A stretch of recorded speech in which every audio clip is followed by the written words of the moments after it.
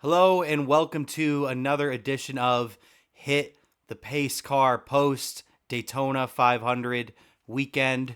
And here we are live on X every Tuesday around 5 p.m. Our time, 7 p.m. Eastern time, 8 p.m. Eastern time, starting here in just a couple of weeks. But you may also be watching on YouTube or listening on Spotify. If so, comment, subscribe, follow, do whatever you need to do. But as always, I am joined by Tyler and Cory as I am every week. And Tyler, how are we doing here today, Tyler? We're doing good, man. NASCAR's looking up. Everything's all right. We're doing good. Yeah, it was a great weekend of NASCAR, and one thing that was kind of ironic in a way, but at the same time, obviously very sad. We lost Robert Duvall, legendary actor, phenomenal actor. Obviously portrayed Harry Hogg or Harry Hyde, which was his real life counterpart in the movie Days of Thunder. It looked like they were about to start doing Days of Thunder 2. I'm not 100% sure if he was going to be involved or not, but a legendary actor nonetheless. Big part of my childhood, losing someone like Robert Duvall, who just played such a meaningful role in that movie. And most NASCAR drivers probably feel the same way as I do right now, because I'm the same age roughly as a lot of these NASCAR drivers, and as are you, Tyler. How do you feel about this? And it's sad. I mean, Days of Thunder was the original Talladega Nights. It's one of the most respected racing movies out there, and that character alone was one of the biggest, brightest, figures in that movie. So it's definitely sad to see him go. I know it's going to be a definitely sad moment in the racing community for sure. Yeah, it's a very sad moment in the racing community. I'm curious on how they're going to handle that moving into the sequel that it looks like they're going to end up doing. And yeah, it's a big part of our culture, pop culture, I guess you would say, the pop culture zeitgeist of NASCAR. Days of Thunder is definitely a big part of that. Even motorsports people outside of our realm say that that's one of the best racing movies. I think a lot of them would probably say Ford versus Ferrari or Rush, if you're outside the NASCAR sphere. But for me, and I would assume for Tyler as well, Tyler, this is the best racing movie of all time, right? Or no? 100% hands down the best racing movie of all time. One of the most respected racing movies of all time, Respected, yeah. especially in NASCAR. I mean, NASCAR, there's a lot of movies that came out about NASCAR that were just jokes, and that movie is not a joke. It's a good movie. It's a damn good movie, but it's Damn just good not a movie. joke. People don't take that movie as a joke. Yeah. I think there's definitely some, like, I love Talladega Nights, and I've watched Talladega Nights hundreds and hundreds and hundreds of times. It's one of my favorite movies, but I think there is definitely some people that consider Talladega Nights a joke. But guess what? It's a comedy. Oh, I didn't know that. But Cory, how Oh, I don't know. are Cory? I thought it was a documentary. Cory, how are we doing today? Life is good, man. NASCAR's back. What more can I ask for? I'm happy. Yeah, and we have a lot of NASCAR chatter to have here today because it was a fairly entertaining weekend, I would say. We didn't get any rain. We overall had some really good racing on all during all three races, I would say. Uh, Overall, really good weekend. Had a bunch of celebrities in the building, a bunch of people talking really great about NASCAR. There's definitely some people that aren't necessarily talking the best about NASCAR right now, but it is what it is. I loved the weekend. We all loved the weekend. And we'll talk more about the Daytona 500 weekend here in a second. Usually we would start the show with our weekend rundown, but we don't actually have many non Daytona 500 things to talk about.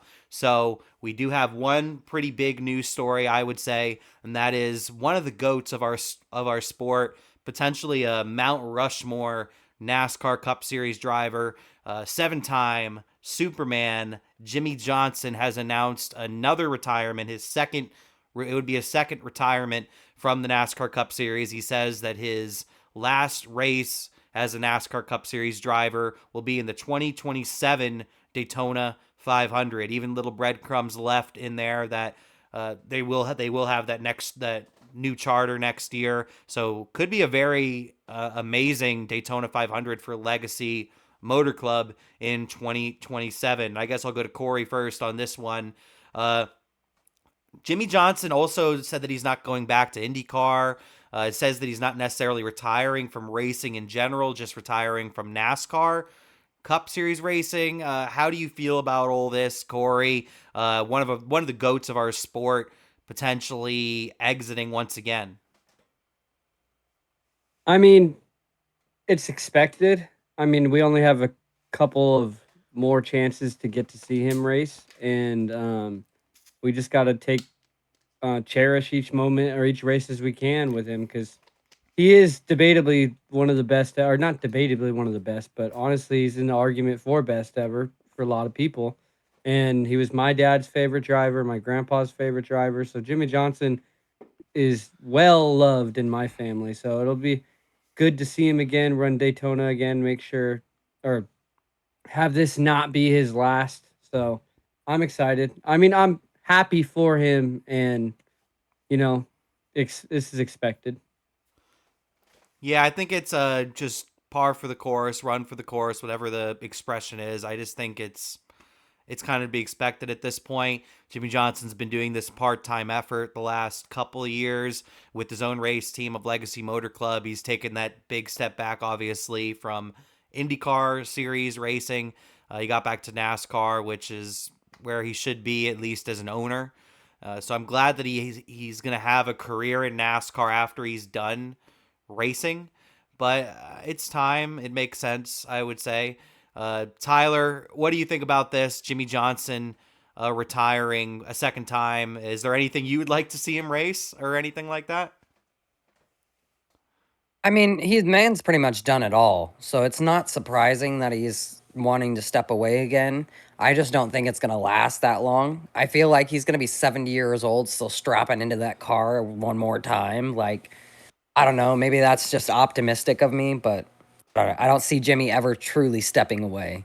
But he's had one hell of a career. The man's done it all. He's seen it all. He is the best living race car driver there is right now. I mean, hands down. So, and deserves his piece, I guess. But we all know we're still going to see him at the track. So I feel like if he doesn't get that Daytona 500, we'll see him strap into at least 2 more. Yeah, I wouldn't be surprised to see him in NASCAR again after the 2027 Daytona 500, but with him setting that date, I don't know if we'll necessarily see him back in the Cup Series, maybe in a truck, maybe in an O'Reilly car. I know he's going to race the truck at San Diego later this year. I know he's very excited about that. Personally, what I would like to see him race, I would love for him to get back into the trophy trucks. I would love for him to race in the Stadium Super Truck Series with Robbie Gordon. I would be very entertained by that. Sheldon Creed sometimes shows up to those races. That's where he kind of got his name out there. That's where Jimmie Johnson really started, not in that exact series, but with the trophy trucks. So I would love for him to either get back into get into stadiums, the stadium super trucks, or get into just the off-road trophy truck racing like he used to. I think that would be really cool. I think he'd probably have a ball doing stuff like that because that's what he did when he was younger, and to get back into it, I know he'd have a ball. That's one thing I kind of wanted for Gordon. I don't know if you remember, Tyler, a couple of years ago, Jeff Gordon got back into like a sprint car. I was hoping that he was going to have like this like second career in like sprint car racing because Larson got him in a sprint car, and I think he was too scared. I don't think he wanted to do it. Tyler, what was with that? Nah, the man was too old and terrified. He's like, I am not have the back for this anymore. I'm not into this. Yeah, I remember when he got out of that car, it was like he looked like a little kid when he got out of that car. But I think he knew damn well that he probably wasn't going to be competitive. And Jeff Gordon's one of those people where it's like if he's not super competitive, he doesn't really want to do it. Jimmie Johnson, I feel like sometimes he's just out there for the love of the game. You know, he's just out there because he just loves it so much. He doesn't care if he finishes last, and he doesn't care if he finishes first. Jeff Gordon takes me as a guy. If he's not finishing top 5, top 10, he's not having a very good time. So that might have been why. There's a reason why Jeff Gordon can compete with Earnhardt. And that's because both of those men wanted to win, and that was all they cared about. More than anything, yep. More than anything. And we'll talk about another guy that wants to win more than anything and anything he drives in here in a second when we talk about Tony Stewart. But let me know your thoughts in the comments about Jimmie Johnson retiring a second time, and his last race apparently will be the 2027 Daytona 500. Let me know. All right, let's move on to our Daytona stuff. Like I said, we didn't really have a lot of like big news topics this week, with it being the first week of the regular season. Usually, the start of the regular season, we don't really have a lot of big news topics because we're fresh out of the off season. Once we get into the late spring, early summer, that's when we start getting into more news sort of stuff because people are beginning to set up for 2027. So I wouldn't expect a lot of news topics to begin this season.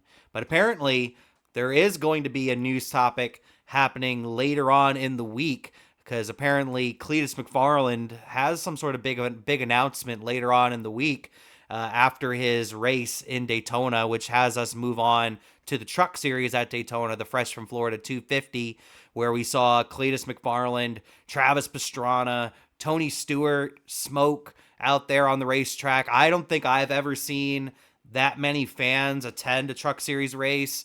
The stands were packed for that event. It looked like I was following Cleetus all weekend. I was following Travis Pastrana all weekend. I'm a super fan. I'm a stan, you could say, of Travis Pastrana, and I've really gotten to know Cleetus McFarland pretty well over the last 2 to 3 years. Right before he started having that friendship with Biffle, I started following Cleetus, and now I'm following his NASCAR journey, and he just has kind of reminds me of Shane a little bit in just like his pure passion for just having fun. He's just having fun. He doesn't really care too much what happens as long as he doesn't embarrass himself, which that's what he considered he did. That's what he said he did. He thought he embarrassed himself in that Truck Series race and wrecked himself out really early in that event. Definitely showed that he had a lack of experience, that he needs to get some more races underneath his belt. And I want to get the boys' thoughts on this. Cory, how do you feel about Cleetus McFarland and his attempt to be a NASCAR driver? And how do you feel about just him being in NASCAR in general? Do you think he necessarily deserves to be here? Should he not be here? Do you think he should get some more starts? I think we've heard some differing opinions over the last couple of days. Some people really want him in the sport because he has a big passion for the sport. He wants to help grow the sport. He's following Greg Biffle's journey that he made for him. And then some people are like, well, this guy's just here because he has a bunch of followers. So where do you really fall on that, Cory? It's this weekend didn't help him at all, and that's the worst part about it because he makes a huge impact on this sport, fan wise, the personality he is, just being around Biffle and that audience and all the content he made with him, and then losing Biffle this off season and the impact you saw that Biffle had on Cleetus's life brought more fans into him, and he's bringing more fans into NASCAR. This whole weekend was set up to, I mean, not give him a career in NASCAR, but to prove that he has a shot. Yeah.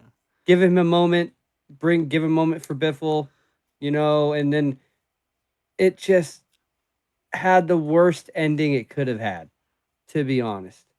Like, I don't want to say he embarrassed himself, but if you're asking any fan or any like other driver in the sport, getting less than 10 laps in the race and you wrecked yourself solo, it doesn't get any worse than that. And I agree. It sucks to say it because we all wanted him to be successful. A top 10, a top 20, just running the whole race would have been awesome, would have been great for him. And he couldn't even get 10 laps. Yeah. I agree, Cory. I agree for sure. I personally felt like, he might have embarrassed himself a little bit. Was he necessarily ready to be out there? No, not necessarily. But at the same time, he has a big passion for this sport. He wants to make it happen. But I think he needs to put himself out there a little bit more. I know he's racing, I think maybe 6 to 8, somewhere around that span of ARCA races this year. He's hitting Kansas, I think, here in a couple of weeks. So he is taking a little step up this year and racing some more races, but I would like for him to even take a bigger step up and race even more races if he's actually really serious about this. And I think he is, especially I watched his whole Daytona vlog last night. It was around an hour and like 20 minutes or something. Especially at the very end, he's just thanking a bunch of people. He's thanking a bunch of people at NASCAR and Fox, and he's once again saying how embarrassed he was about wrecking himself and everything like that. So the guy, and he shows remorse too. At least he shows like remorse and all this stuff, which we don't see from some other drivers who act like there's just no problem. And we'll talk about one of those drivers here in a little He bit. shows personality. He shows a whole bunch. He shows a whole bunch of personality. I want to see him come back for sure, but I do hear the argument of maybe he shouldn't have been out there. But at the same time, there's a lot of drivers that probably shouldn't be out there, and there's drivers that he is already more talented than, and he has no experience. He's already more talented than like a Natalie Decker or like a Jesse Awuji or some of these other drivers. He's already way talented, in my opinion, than these guys. But Tyler, how did you feel about Cleetus? How do you feel about Cleetus potentially coming back in the future for the truck series or maybe any other series? I know he wants to race the Daytona 500 at some point. I look at this on a different perspective. I blame NASCAR. This is NASCAR's fault. Why don't we have practice? They're the ones that are bringing Cleetus in because they know Cleetus is going to bring them money. So why are we not practicing? If that's the man that's going to fix your sport, change all your rules. We need practicing, period. Get him out there so he can actually practice. A race shouldn't be practice. Of course he got 7 laps. He's been in the truck, what, an hour? Like, that's not fair for anybody. It's not fair for Cleetus to be looked at and be like, everybody be told, oh, he needs to do it more. Okay, so he gets in there and wrecks every race? That's not practicing. We need actual practice. You can only sim your way out of this shit for so far before they realize that you can't train people that way. And if they're going to keep milking Cleetus for everything he's worth, which they're going to do, we all know that, then they need to do it properly and get the man some practice. And they're going to have to change the rules for that. They're going to have to add practice for everybody. And I think it's very much needed. It's something we've been yelling about for a long time. So here's the proving point for it. He's going to give you the money that makes it worth it. Let's get him some practice time and some seats and call it a day. And then everybody can shut their mouths because it has nothing to do with him buying a seat. It has nothing to do with him buying sponsors. It has to do with the fact that that man is bringing viewership and mad viewership and hardcore fans back to NASCAR. And that's what matters. So if that's what we're going to do and we're going to milk the man, let's get him some practice and be actually positive and helpful to him instead of knocking his ass down every chance we get. You know? Yeah, I couldn't. 100%. Yeah, I couldn't agree more. I watched Door Bumper Clear yesterday. I watch it every week, and I'm going to continue to watch it. But It pissed me off. It pissed me off, too. I didn't like the opinion that they had because there's a couple of little notes that I have for your little rant right there that I 100% agree with.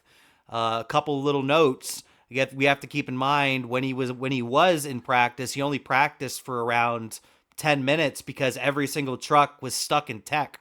If any of you remember, all these trucks were stuck in tech. He didn't get on track until there was around 15 or 16 minutes left in practice, and he came to the garage to get some adjustments, and by the time they did those adjustments, practice was over and done with.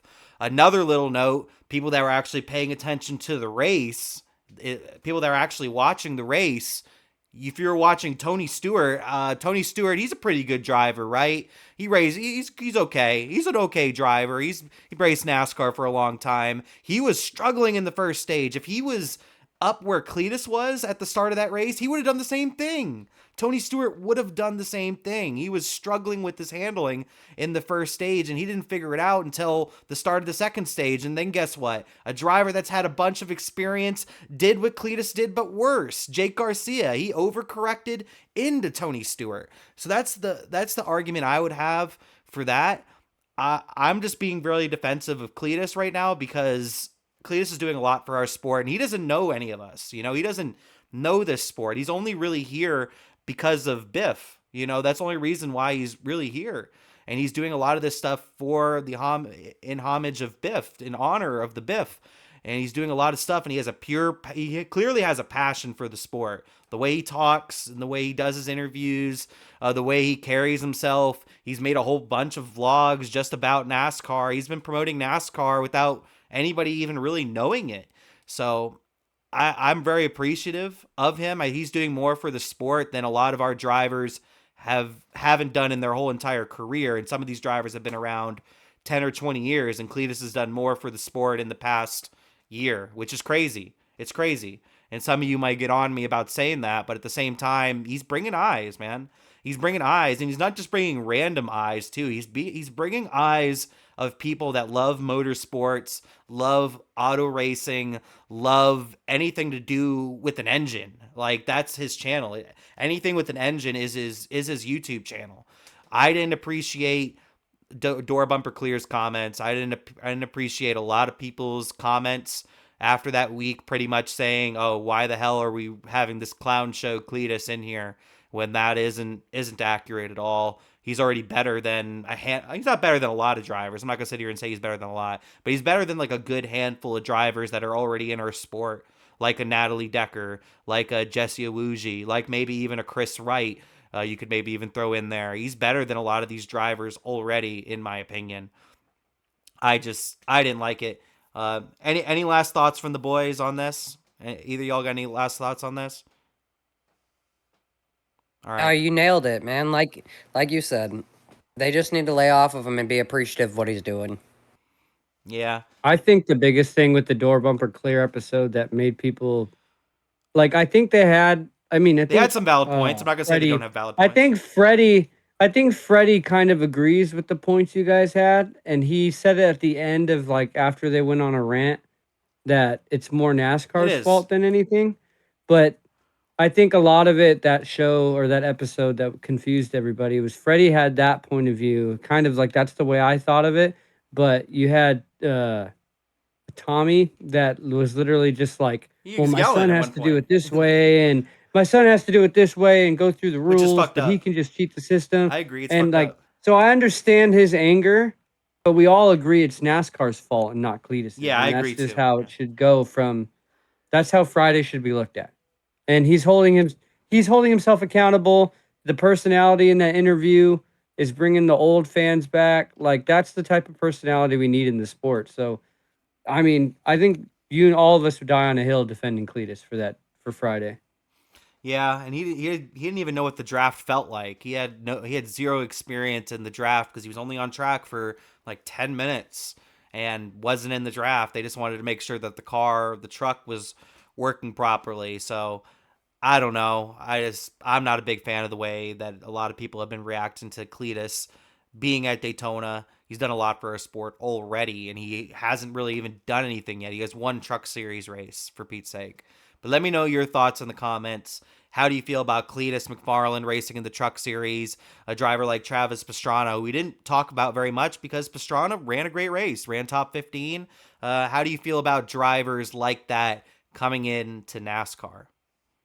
All right, let's move on to a driver we briefly talked about a second ago, Tony Stewart, Smoke, being back in NASCAR, race, the Craftsman Truck Series race at Daytona. They were making it seem like it was going to be a one-off, but the further and further we've gone, it more and more seems like Tony Stewart may have the itch, may have the bug to race in NASCAR again. He wasn't even supposed to hang out for the Daytona 500. I'm pretty sure that was a last-second audible on his part. He probably met up with a couple people from back in the day, and he was like, "You should come back for Sunday, Tony. Come hang out with us." And Tony was probably like, "Fuck yeah!"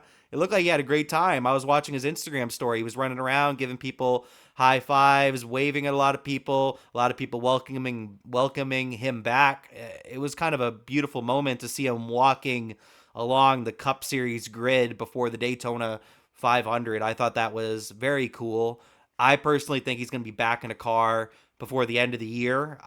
My early prediction, he's going to be racing at San Diego in the Truck Series in front of all our military personnel. That's what I think. And I'm going to send it to one of those military personnel right now. Cory, how do we feel about that? How do we feel about Smoke potentially making a return at some point this season?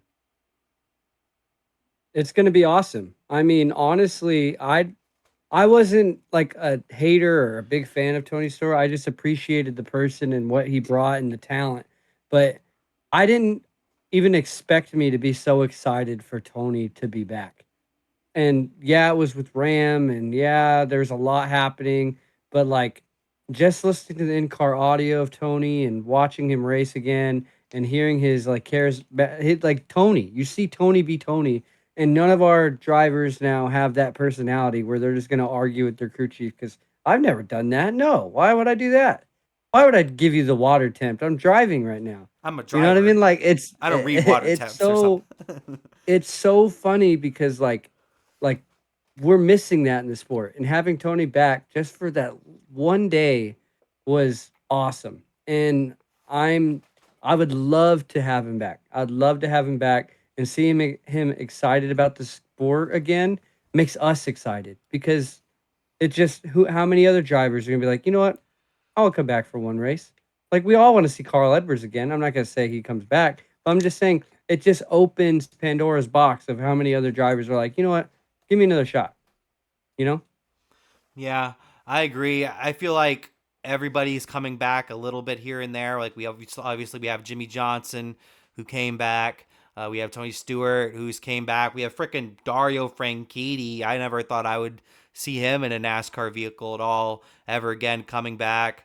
I can see Carl Edwards. Obviously, he's hasn't come back to race, but he's became more interactive with NASCAR. Mark Martin, who kind of fell off the face of the earth for a little bit, unless you followed his Twitter, kind of fell off the face of the earth for a while there. Now he has his own podcast and he's working with NASCAR in certain ways. So I think not everybody, but a lot of those big names are beginning to come back into the sport. And I think this year with the Hell Yeah campaign, with them going back to the chase, with them really going back to the way things were 10 to 15 years ago again, I think is pretty cool. And I would expect even more people to come back and at least come out and attend some races and be part of pre-race or something like that.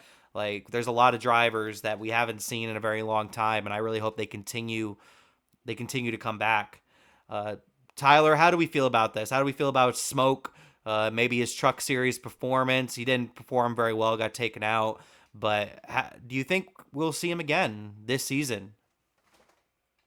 I don't know if it's gonna. Well, I'm gonna say yes. We're gonna see him again this season because the most open chance for a ride to get into right now is those Ram trucks because they have that open ride for The 25. whatever or yeah, the 25. So they can really throw him in at any point they want. So honestly, this would be the season if we see him again, and I think we will because you heard him, man. Like Cory was saying on the mic, you could tell how like almost giddy he was in the car. Like it was it was something else, man, and we needed that. We needed to know that Smoke wasn't just like completely over NASCAR. After Stewart Haas closed, like I don't know about you guys, but I thought for sure we would never see I Tony agree. Stewart next to a NASCAR track again. Like I thought for sure he was done. And then he went into NHRA and he started killing it over there and there was no reason for him to turn around. Like he has a car he can drive in at any point in time, he can jump in and kill that bug. But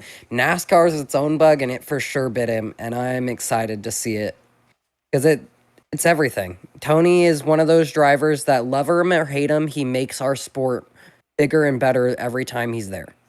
Yeah, he brings like a certain part, a certain bit of legitimacy when he's around. Because, first of all, in my opinion, I wouldn't say Tony Stewart. Tony Stewart's not the greatest NASCAR driver of all time, but I personally consider him the best all around driver of all time because of everything he's done in the sprint car world, everything he's done in the IndyCar open wheel world, everything he's done in the NASCAR world, now what he's doing in NHRA. I consider him the most well-rounded driver in the history of motorsports. So he brings that part into it. Plus, I've never heard anybody that's not gonna bullshit you more than than Smoke. Smoke's not gonna bullshit you. He's gonna be straight with you no matter what, whether that's good or bad, whether that gets him in trouble or it makes the other people happy. Tony Stewart don't care. He's saying how he feels. He says what's in his heart. He says what's in his mind. no matter what, 120% of the time. And NASCAR needs people like that. Mark Martin is another person like that as well. We need more people like that. Dale Jr., he's even like that as well. Jr. says it in a lot nicer of a way than those two guys. He's a lot nicer when he says mean things, but they're all the same. They all just say how they feel. They're all very popular with the sport, and it brings more eyes and ears to the sport. I would say, with Smoke around. But let me know your thoughts in the comments. How do you feel about Smoke being back in NASCAR, racing the Truck Series race at Daytona? Seems like he may have the bug, might have the itch again to get back into NASCAR racing. So do you expect him to race a Ram truck again this season? Let me know. All right, let's get on to this finish now for the Craftsman Truck Series, as we had a pretty entertaining finish to this race. We had John Hunter Nemechek and Gio Ruggiero battling, coming into the Tri-Oval to win the Fresh from Florida 250. And I want to get the boys' perspective on this, but personally, what I saw, it looked like to me that John Hunter Nemechek was just so hyper focused on this last lap on Gio Ruggiero. It seemed like to me when they came into the Tri-Oval that, according to John Hunter Nemechek, there were only two trucks on the racetrack, and that was himself and Gio Ruggiero. And he came up to try to pull Gio Ruggiero back, tried to side draft him, it looked like, through the Tri-Oval to pull him back. And if it was only those two drivers, he probably would have been pretty successful. But that was not the case. He pulled himself back, and then here comes the fishmobile of Chandler Smith in the number 38 for Front Row Motorsports. He somehow wins. He was pretty much gifted a victory, a wonderful moment for Chandler, and we'll talk about Chandler a little bit more in a second, but I initially want to talk about what the hell was John Hunter Nemechek doing, Tyler? Man was tunnel visioned as hell. Like, I have never seen somebody at Daytona so, like, stuck on the rabbit, I guess you can say. Exactly. Like, that guy, wow. Like, legitly, there was no other, like, him. That's it. That's all he cared about. I thought coming into the Tri-Oval, I was like, yep, John Nemechek has this race in the bag. That was my, like, right when they got into the Tri-Oval, I'm like, yep, John Hunter's winning this thing. And then I was like, what are you doing? What is he doing? What is he doing? Front Row Joe ain't teach him that. I know Front Row Joe ain't teach him that. Cory, how did you feel about that finish? What was John Hunter doing there?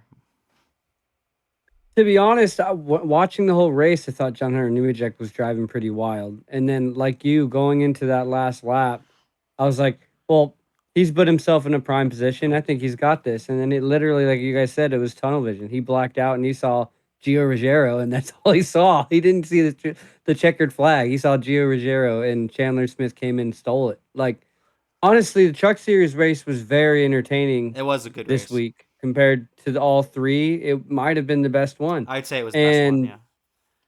And it's funny that it came down to a finish like that. I'm just happy it didn't end in a huge wreck, with the way they were, like, sliding and blocking all the time. But, yeah, no, Chandler Smith stolen one, man.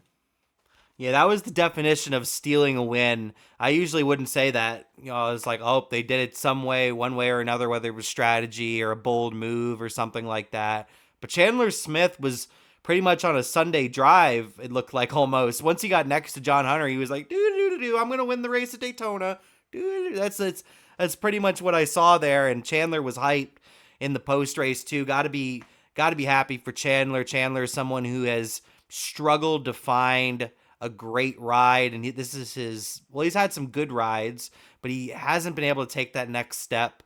He doesn't have the proper sponsorship, but this is his first race of the season, his second season now with Front Row Motorsports.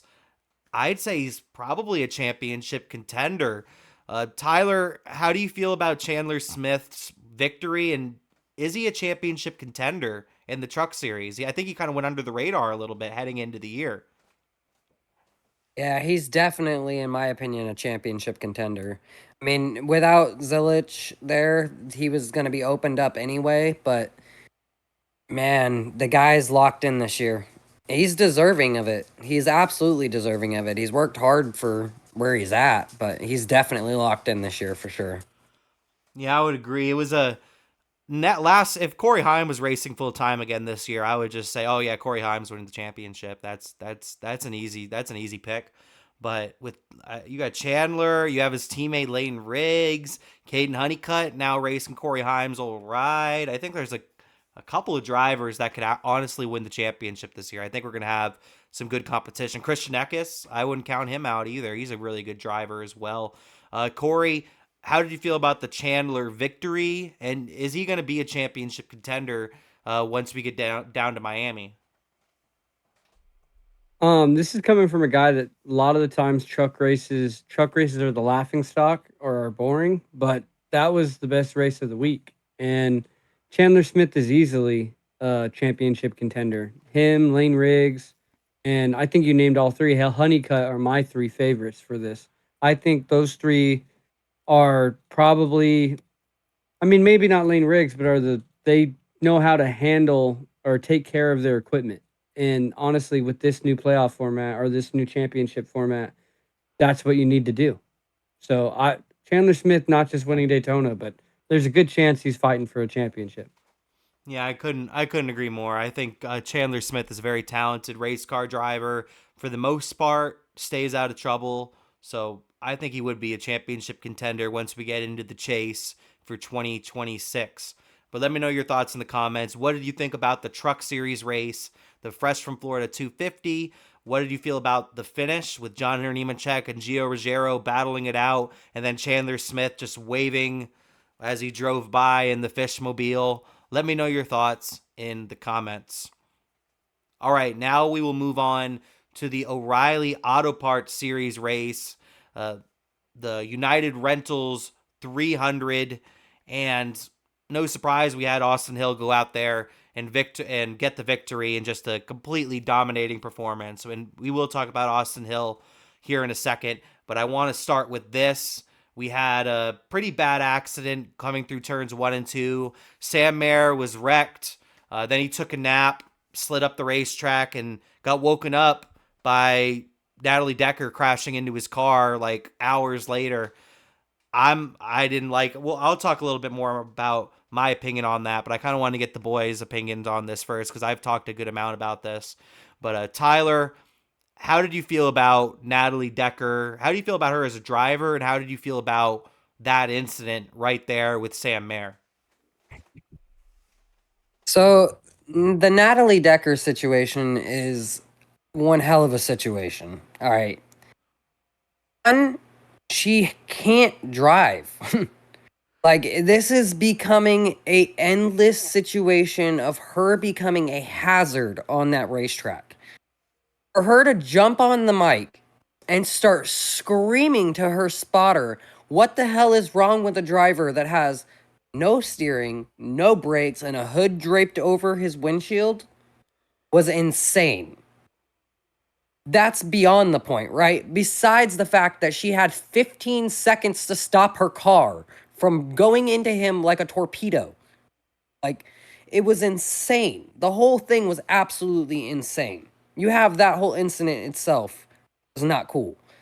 On top of her image that she's trying to bring in is just disappointing.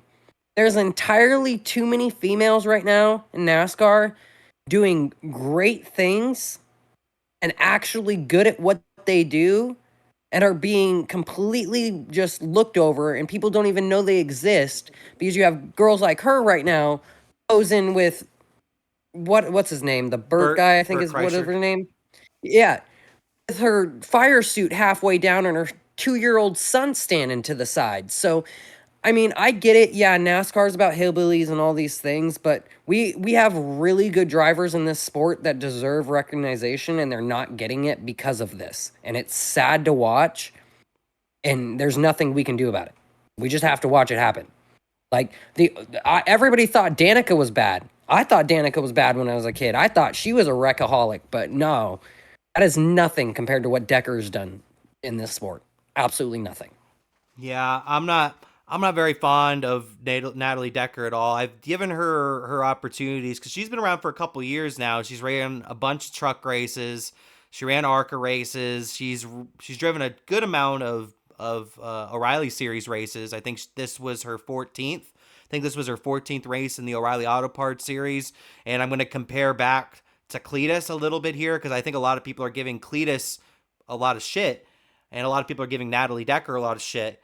But the big difference I would say is, well, Natalie Decker's been here, done that. She's been around for years at this point, and she's still making dumbass rookie mistakes like that.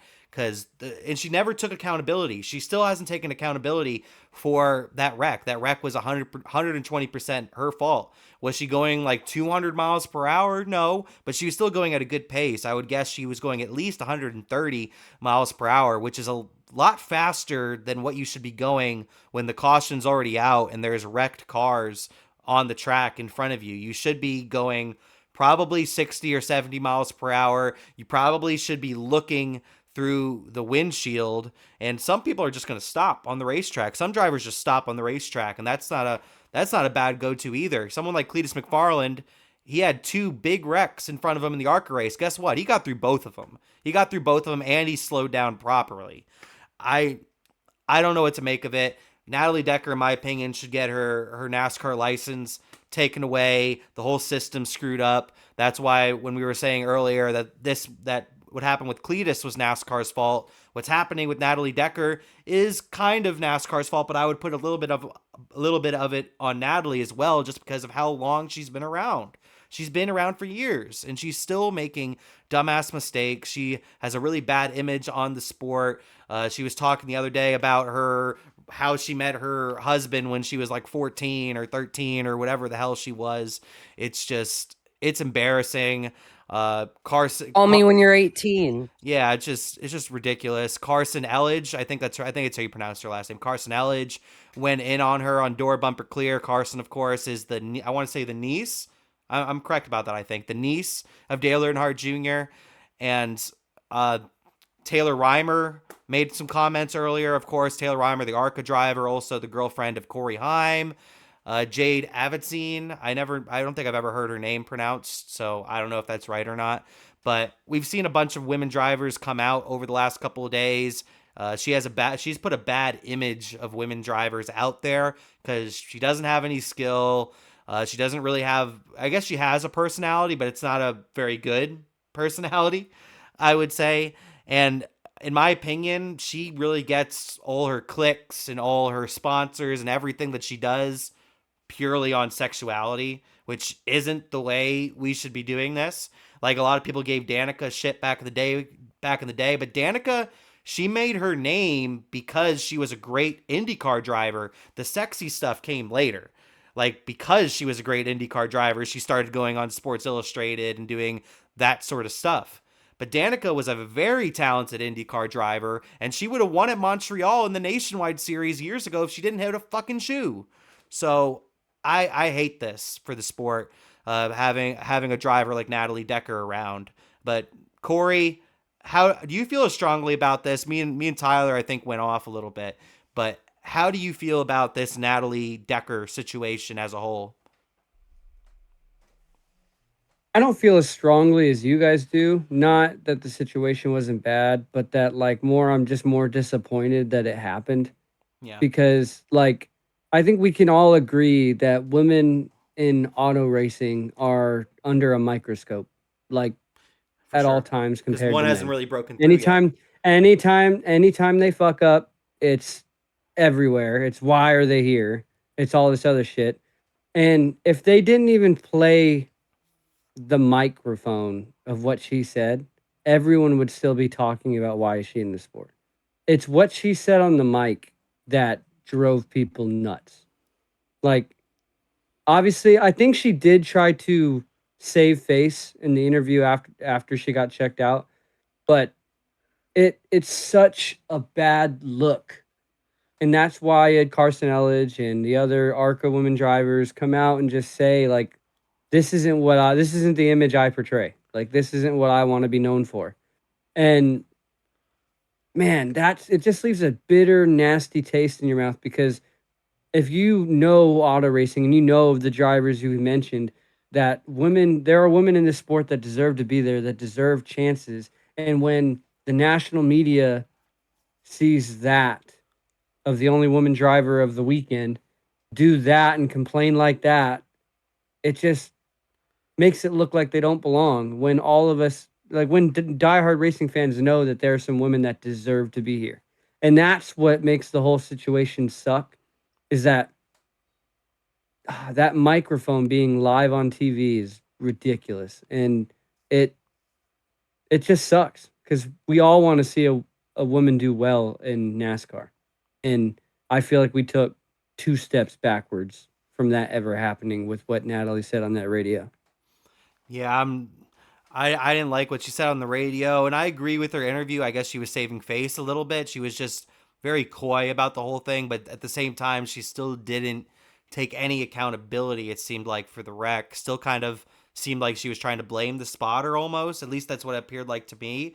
How did you take that interview? Did you feel like she took accountability? Because I personally didn't. I didn't think she took accountability, and that's what I was kind of looking for from that interview, Cory.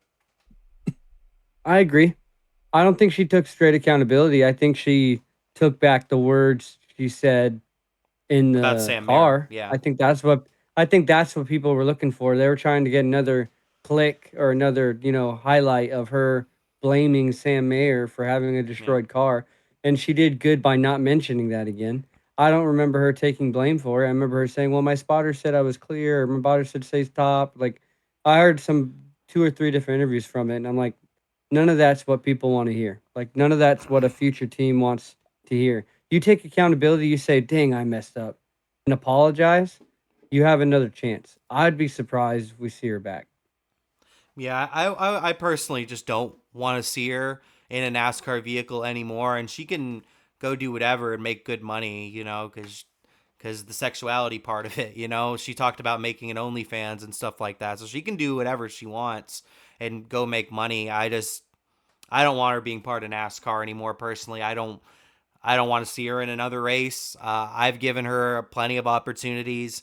Like I'll bring Jesse Iwuji into this real quick. Like at least someone like Jesse Iwuji, who I don't think is a very good driver. I don't think Jesse Iwuji is a very good driver. I don't think he has really any skill. He shouldn't be out there, just like Natalie Decker. But Jesse Iwuji at least has the passion for it. He at least brings positivity to the sport. I've heard Jesse Iwuji is one of the nicest guys.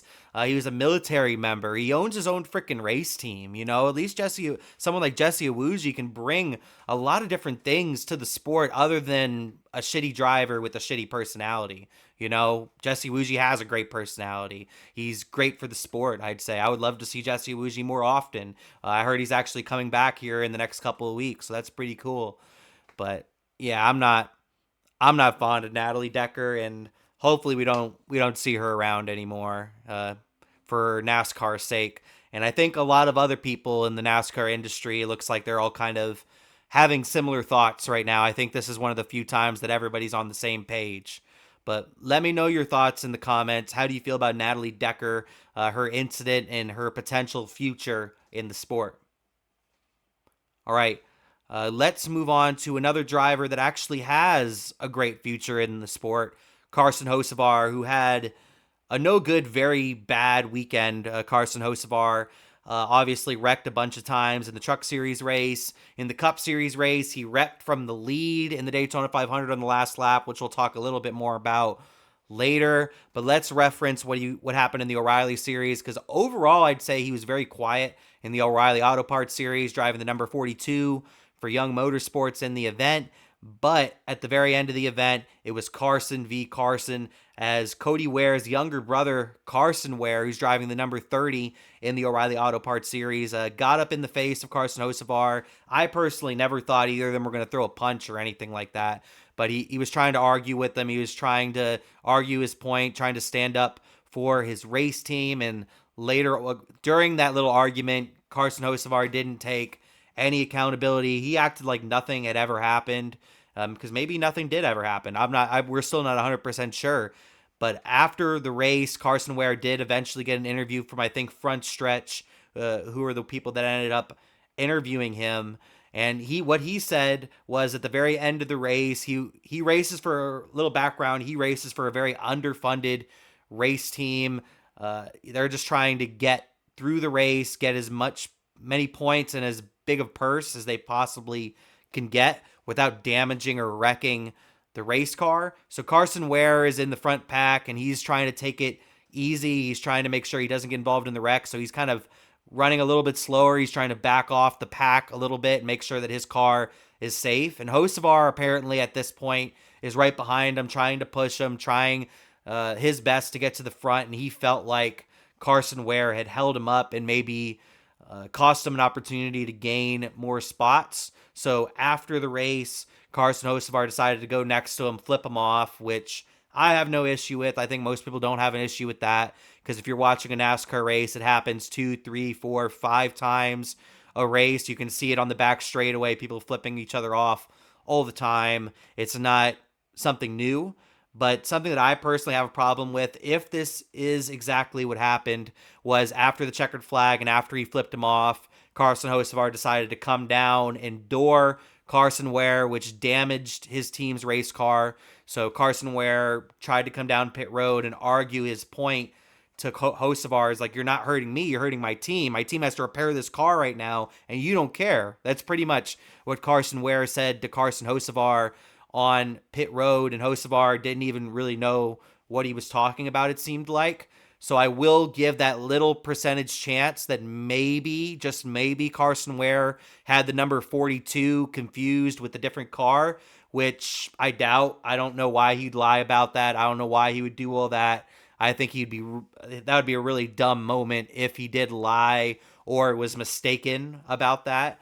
But I want to get the boys' opinion on this. How do you feel about this? Let's say if this incident did happen, how do we feel about it? And also, do you think the incident happened? I guess I'll start with Cory on this one. How do you feel about Carson v. Carson? To be honest, I defend both on that situation. I think on the track, Carson Ware needs to be better and know that, like, if you have cars behind you that are racing, I don't know, it's one of those things where, like, Carson Hocevar's right for the incident on the track. Like, get out of the way if you're not trying to race. Like, straight up. But after the fact, I understand if what Carson Ware said happened, Carson Hocevar needs to be better. You just need to be wiser, smarter. You can cut him off. You can brake check him. You can, slow down on pit road and park in front of him on pit road. You don't have to make contact with the vehicle to get the point across, like, to get out the way. So I'm kind of on both sides. On the track, Carson Hocevar is right. Ware needs to get out of the way. But after the fact, Carson Hocevar needs to find a better way to express your displeasure than dooring somebody. My big issue, I'd say, probably with this is obviously Hocevar damaging the car, if that is what happened. And I do agree with you. If Carson Ware didn't want to race, then why is he up there? I agree with that fact as well. But I think my big issue right now, and we've kind of seen this out of Hocevar a couple of times at this point, like, if you're going to race like that and do all these things, at least stand on business. Like, I don't think there's a lot of drivers that do that nowadays. They just, whatever, like for example, like Ross Chastain, he stands on business, Kyle Busch, he stands on business. Dale Earnhardt, he stood on business. He owned business, like, I think that was my probably big issue with it, is that Hocevar on pit road, if this actually is what happened, Hocevar on pit road acted like he didn't even know what happened. He even went to get his interview from, I think, front stretch as well. I was like, what was that? I don't know what that was. I don't know what that was all about. He was acting like he didn't even know what had happened. So if that is what actually had happened and he reacted like that, I have a huge issue with that, because we've seen it many times, I think, at this point, where drivers come up to Hocevar after the race and Hocevar just kind of blows him off. He doesn't really stand on business. He just does his talking on the racetrack, and if it were up to him, he would just go walk into his hauler after the race and not have to talk to any of these drivers, because he's even said it before that he's not friends with any NASCAR drivers. All his friends are iRacers. Some of the iRacers I actually know, which is pretty cool, but nonetheless, Hocevar, he needs to stand on business, man. I think that was probably my big issue with it. If you're going to do that, at least say that you did it and either apologize or don't, but at least admit that you did it. Tyler, how do we feel about the Carson v. Carson situation that we had? Man, I have no problems with what happened on the track. Why are you going to Daytona if you're worried about bringing it home in one piece? Like, if that's what your team is worrying about, don't go to Daytona. Go anywhere else. Literally go anywhere else. So, race it or move it. Park it. Don't care. Get it out of the way. Like you said, Carson does have a tendency to not stand on business, and that's what bothers me. He has an opportunity right now to really make a point and just be that guy. But he's gonna have to probably take a punch in the mouth on pit road to like make it happen. But I think it's worth it. I think now's the time. I think he needs to like maybe have one of his buddies punch him in the mouth or something so he thinks he's ready for it, or I don't know. But that's what needs to happen. Carson needs to get in a fight on pit road and just get it out of the way, so that way when he's like that on the track, they know, okay, it doesn't matter. We'll meet you on pit road. It doesn't matter. Yeah, I couldn't agree more. I think, like I said, I think that's just like my big issue with Hocevar. I love Hocevar. I think he's really great for the sport, and he's becoming one of our most popular drivers. I don't know if any of you are paying attention to social media or anything, but Absolutely. I'm Quickly. seeing, yeah, very quickly. I'm seeing a lot of Hocevar fans pop up. I was going through the post-race discussion on Reddit, and so many people in there were sad that Hocevar got wrecked on the last lap in the Daytona 500. So Hocevar is becoming one of our most popular drivers very quickly. So A standard Chili's diecast right now is going for $225 on average. Standard Chili's diecast. Insane. that is pretty freaking nuts. That's when you know you're getting really good if your die casts are getting that expensive. You're becoming really popular. And he hasn't even gotten his first Cup Series win yet, but he's one of the biggest talks of the sport over the last couple of years with the way he drives, with him doing all his Twitch stuff, with him crossing over into other worlds and stuff, obviously into the Cleetus world. He showed speed around Daytona, so a lot of the younger fans are all about Carson Hocevar, and he's very active. He really interacts with his fans. But the one problem I have with him is that anytime he does anything, he doesn't stand on business. He doesn't stand on business at all. He just doesn't. He doesn't do it. And hopefully, if he continue, I want him to continue to race the way he does, because we need a guy out there that does what he does. But he also, in my opinion, needs to back it up with his talk and not just do things on the racetrack and then act like he's the best guy in the world and that he does nothing wrong. I think that's probably that's my one big issue.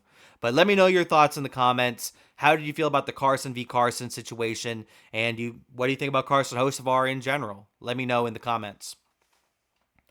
All right, before we move on to the Cup Series, the Daytona 500, let's talk about Austin Hill for a little bit. I feel like we're not going to end up talking too much about this because we've beaten this, we've beaten the shit out of this topic anytime we come to a super speedway, and that is RCR and Austin Hill just being completely dominant at a super speedway. I don't think anybody had anything for him. I don't even think Jesse Love necessarily had anything for Austin Hill. When he got those fresh tires, I looked at my dad. I'm like, he's going to be leading the race in 5 laps. He was leading the race in 2. He got up to second place and was up there with Jesse Love in 2 laps. It was extremely impressive.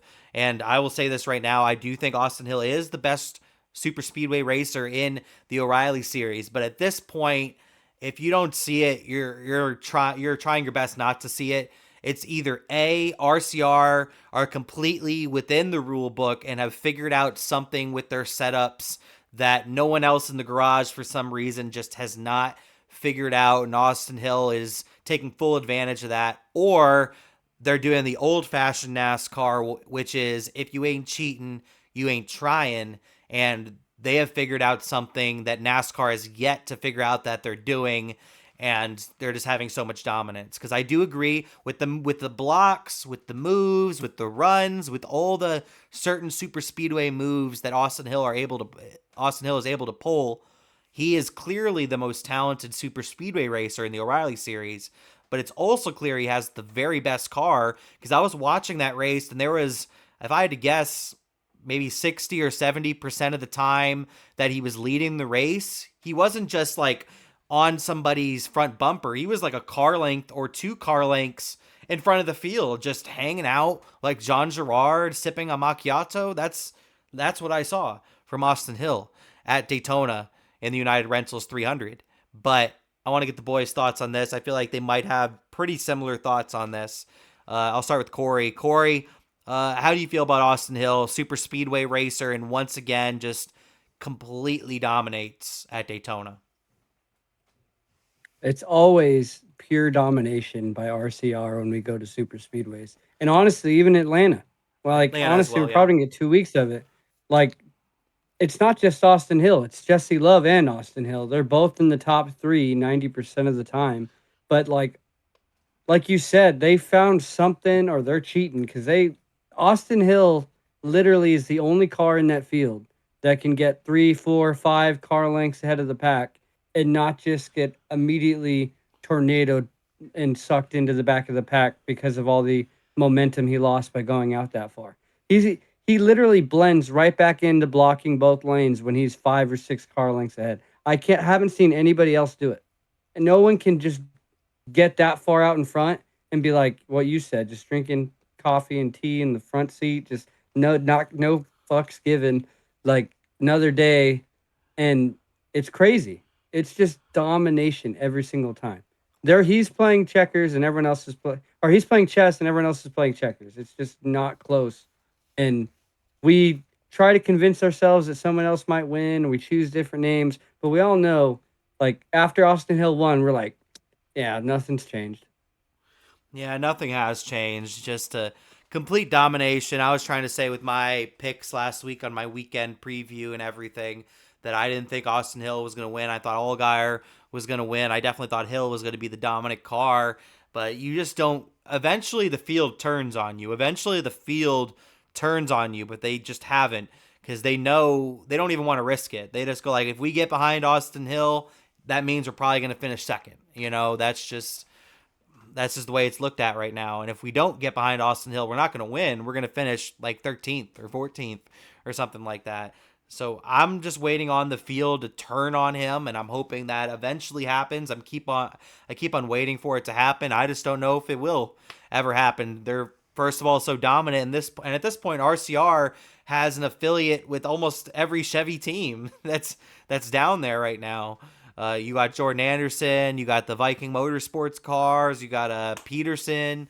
You have a couple of different Chevrolet teams out there that right now have an alliance with RCR. So I don't know. I don't know what happens with this. Tyler, how do you feel about Austin Hill getting another victory at a super speedway? How do you feel about just the pure domination that Austin Hill and RCR seem to have anytime we go to what they like to call, and I freaking hate this name, a drafting track?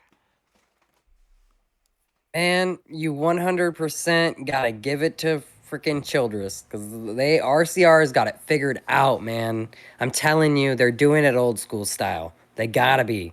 Those cars are untouchable. Untouchable. Junior has tried. Junior has coached his drivers to exactly how to do it, to the last moment, to the last second. He's told us over and over again that the field is letting him win, right?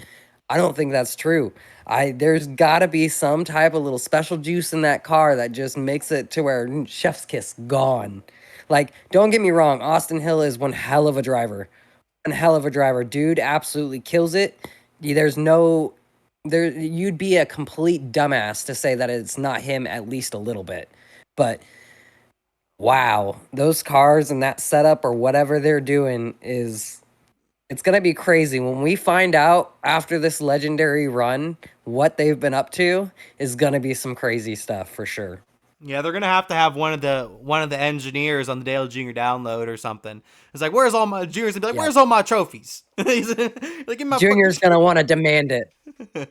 He's like, I want my trophies. I should have won this year. I should have won that year. I should have won this year. Yes. But let me know your thoughts in the comments. How do you feel about Austin Hill's pure domination at super speedways, RCR's pure domination at super speedways in the O'Reilly series? All right, let's move on to the Great American Race. And then after the Great American Race, I'll go through the schedule, the facts, and we'll make our weekly picks for Echopark Speedway, or as I like to call it, Atlanta Motor Speedway.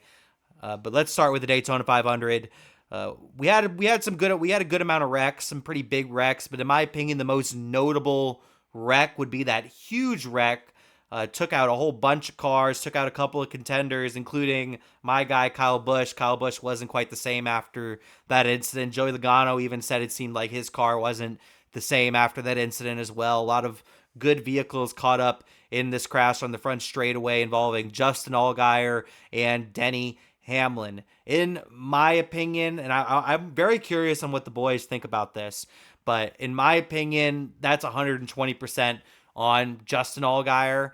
And honestly, I was very disappointed seeing that wreck because, in my opinion, it was a brain dead, dumbass move. It was the dumbest move I have ever seen from Justin Allgaier in his whole entire career. And he's been around for about 20 years at this point, with all his O'Reilly Series experience and his some Cup experience.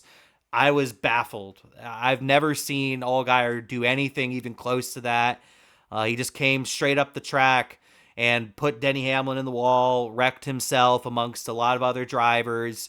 I think there's definitely the argument to be made that, hey, maybe Hamlin shouldn't have been making that pass. And Hamlin tried to be nice on Actions Detrimental and be like, maybe it was too early to make that pass. I could have ridden behind him for a little while. So he took 20% because he wanted to race and take the spot. I personally think Hamlin was being very nice. I think it's 120% on Justin Allgaier in this scenario. Even the spotter said outside. He still came up. I think it was a huge error on his part. He wanted to lead laps. The number 40 Junior Motorsports machine looked great. And I personally think that Dale Jr. and everybody over there, like Kelly Earnhardt Miller, everybody over there looks at the weekend as a whole as very successful, and they're very happy about the weekend. They made the Daytona 500. They led laps. They were very competitive, but it didn't end the way I think they were hoping it would end. Because I think last year they got a top 10 in the Daytona 500. So to have it end like that, I think was very disappointing. But for me, I'm just very disappointed to see Allgaier, Lil Gator, pull a move like that. I would never expect him to pull a move like that and pretty much take out most of the field in one foul swoop. And I guess I'll send it to Tyler because I'm very curious on Tyler's opinion on this. I'm not sure. He might feel a complete opposite about this. I'm not sure. But Tyler, how do you feel about the incident we saw with Allgaier and Denny Hamlin on the front straightaway? They call this the Dirty Mo wreck on the front straightaway. It was sad. It was definitely, you could tell that Justin's not used to driving in the Cup Series. He's not used to how just a little bit faster everything was moving. So I feel like if that was like a different, he was in his regular car, right? He would have had time to get there. But like in the Cup Series, everything's just a slight little bit faster, and he was going for it, man. And Denny's going to always go for it. And everybody in the Cup Series that races the Cup Series every single weekend knows that, right? I don't think Justin, that's not on his forefront. That's not I mean, if he's got Austin Hill next to him, he knows Austin Hill's going to go. I better not do that. But they're pack racing. They're not doing anything crazy at that point. He's not thinking anybody's going to go for the lead. I can see where the lackadaisy move it caused a really messed up accident. And it sucked to see because Junior was so excited up there watching that car lead. I feel like that car leading locked us into Dale Jr. eventually being in the Cup Series. We're eventually going to see Dale 100% in the Cup Series because of how well this keeps going with these cars. Are you talking about driving or are you talking about as an owner? Speeding. As an owner. Okay. I thought you were talking about as a driver. I'm like, fuck no. Oh no, God no! Dale will never strap back into those cars, never. But I can see him owning one, and that's what we all want to see is Dale as an owner in the Cup Series. I don't think there's any NASCAR fan that doesn't love Dale Earnhardt Jr. that does not want to see him back in the Cup Series where he belongs. I mean, 90% of us know that he should have never been out of it, and he should be leading his dad's company right now. So there's a lot behind that's just, Yeah, I agree. I think we all want to see Junebug be a Cup Series owner. I think the only thing that's really holding him back is the price, and he's cheap. He said it himself. He's cheap. If they're gonna get into the Cup Series, Kelly Earnhardt Miller, she's gonna be the one that signs the check. Like I almost guarantee she. Not to say Kelly will be the one. Yeah. Yeah. Kelly will be the one that puts them in the actual Cup Series. It won't be Junior. Yeah, I agree. She's the one to pull the trigger. I 100% agree. Cory, how did you feel about that incident we saw in the front straightaway that took out a good portion of the field involving Justin Allgaier and Dennis the Menace? To be honest, I can't tell if it was me trying to make excuses or if Denny pushed a hole that wasn't there, but the hole was there. It was just I didn't expect him to go for it. I was watching it live and I was like, I did not expect him to take because there was a lane, but there was barely a lane. Like not even like the spotter had to be on it. Denny's going top. Like I don't know. It's obviously 100% Allgaier's fault. But like when Denny watching actions detrimental and seeing Denny take 20% of the blame, I obviously agree with what you said in the beginning that was him being nice. I would say 5% because I'm saying that hole even from Denny's that front camera was like barely there. Like he's either touching the wall or touching Allgaier's car when he made that move. And that's what I think he was kind of trying to say at the end. He came with like such a run that Allgaier had a split second to make a decision. And that's me making an excuse for Allgaier, not defending what he did. But it was just a bang bang decision. Denny made one decision. Allgaier did not see it. And I think honestly, Tyler's example of like he should have thought of Denny as Austin Hill, and he wouldn't have even left that gap. Yeah, I would agree. Because, anybody that's watched Denny on TV or at the racetrack or any of the drivers, everybody knows that Denny, he's going to go 120% of the time. But at the same time, yet he's one of the best at saving tires. It's one of the things that makes him so impressive, I would say. But he's also one of the best super speedway racers. I just thought it was a big error on Allgaier's part. I think Allgaier may have gotten too excited, too in the moment.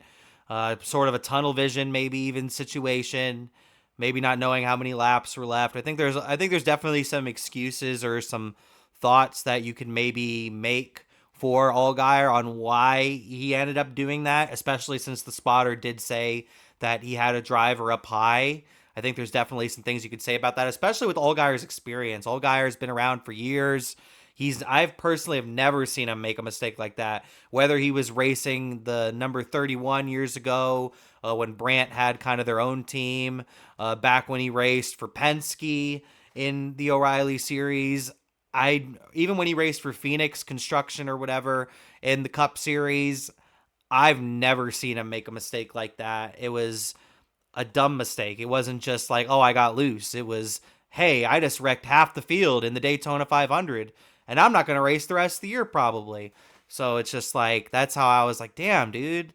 Like Justin Allgaier of all people just did that. Like I would have never guessed it. I would have never guessed it. I would have guessed my boy Kyle Busch before I would have guessed Justin Allgaier pulls a move like that personally. And just disappointed, I would say. Also really felt more annoyed by it because, in my opinion, that's what ended my boy Kyle Busch's day. Any chance he had at the Daytona 500 was that incident, and it took out a lot of other people's favorite drivers as well, which is unfortunate, especially at that point in the day. If it was like the last lap, couple laps to go, I probably wouldn't have been as angry about it because he's trying to win the Daytona 500. But there was so much time left in the race; it was unnecessary to even attempt to make a crazy block like that. But let me know your thoughts in the comments. How did you feel about the incident with Justin Allgaier and Denny Hamlin on the front straightaway? Let me know. All right, let's move on to the last lap and then move on to the post-race.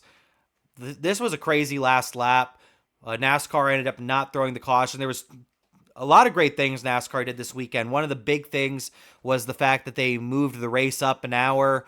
if they didn't move the race up an hour, there is a chance that rain could have potentially affected the racetrack. It was downpouring around 2 hours after the checkered flag of the Daytona 500, so that was a good move on NASCAR's part to move up the start time, and hopefully they do that same start time next year, maybe even a half hour earlier next year, maybe do it at 1 p.m. That way the race starts at around 1:30 p.m. on the East Coast next year.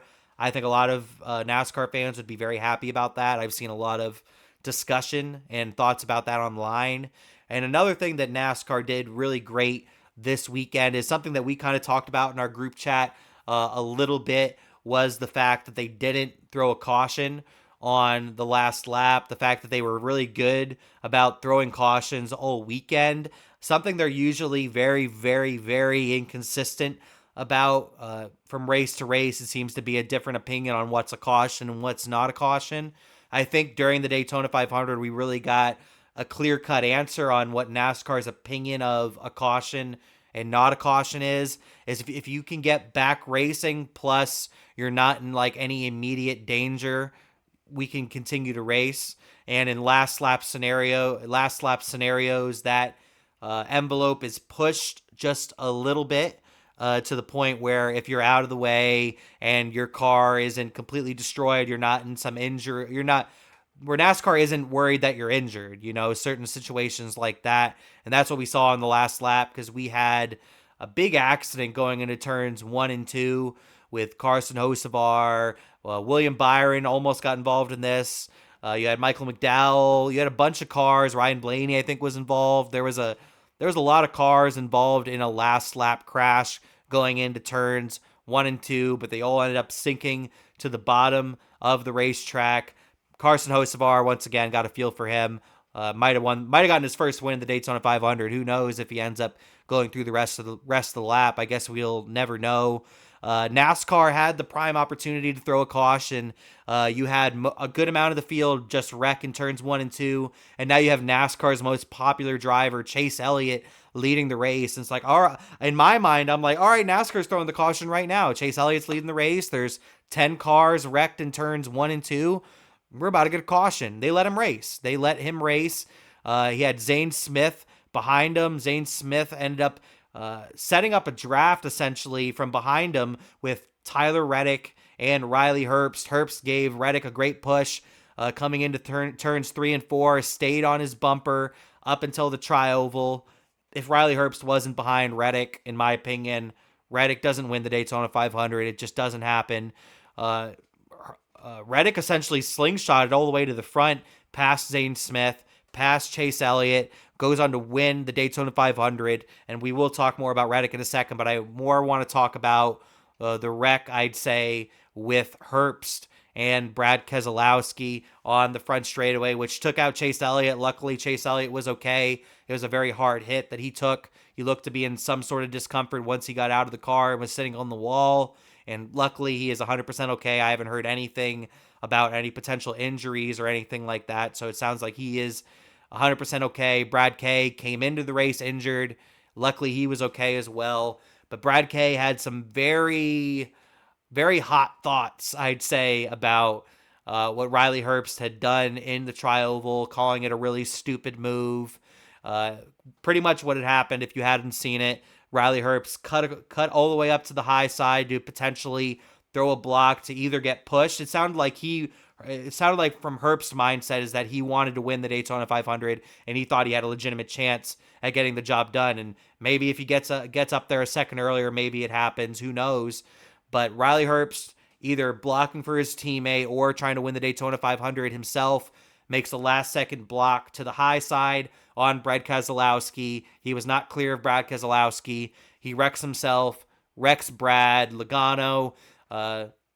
Elliott gets right-reared into the wall, gnarly incident, and Tyler Reddick goes on to win the race.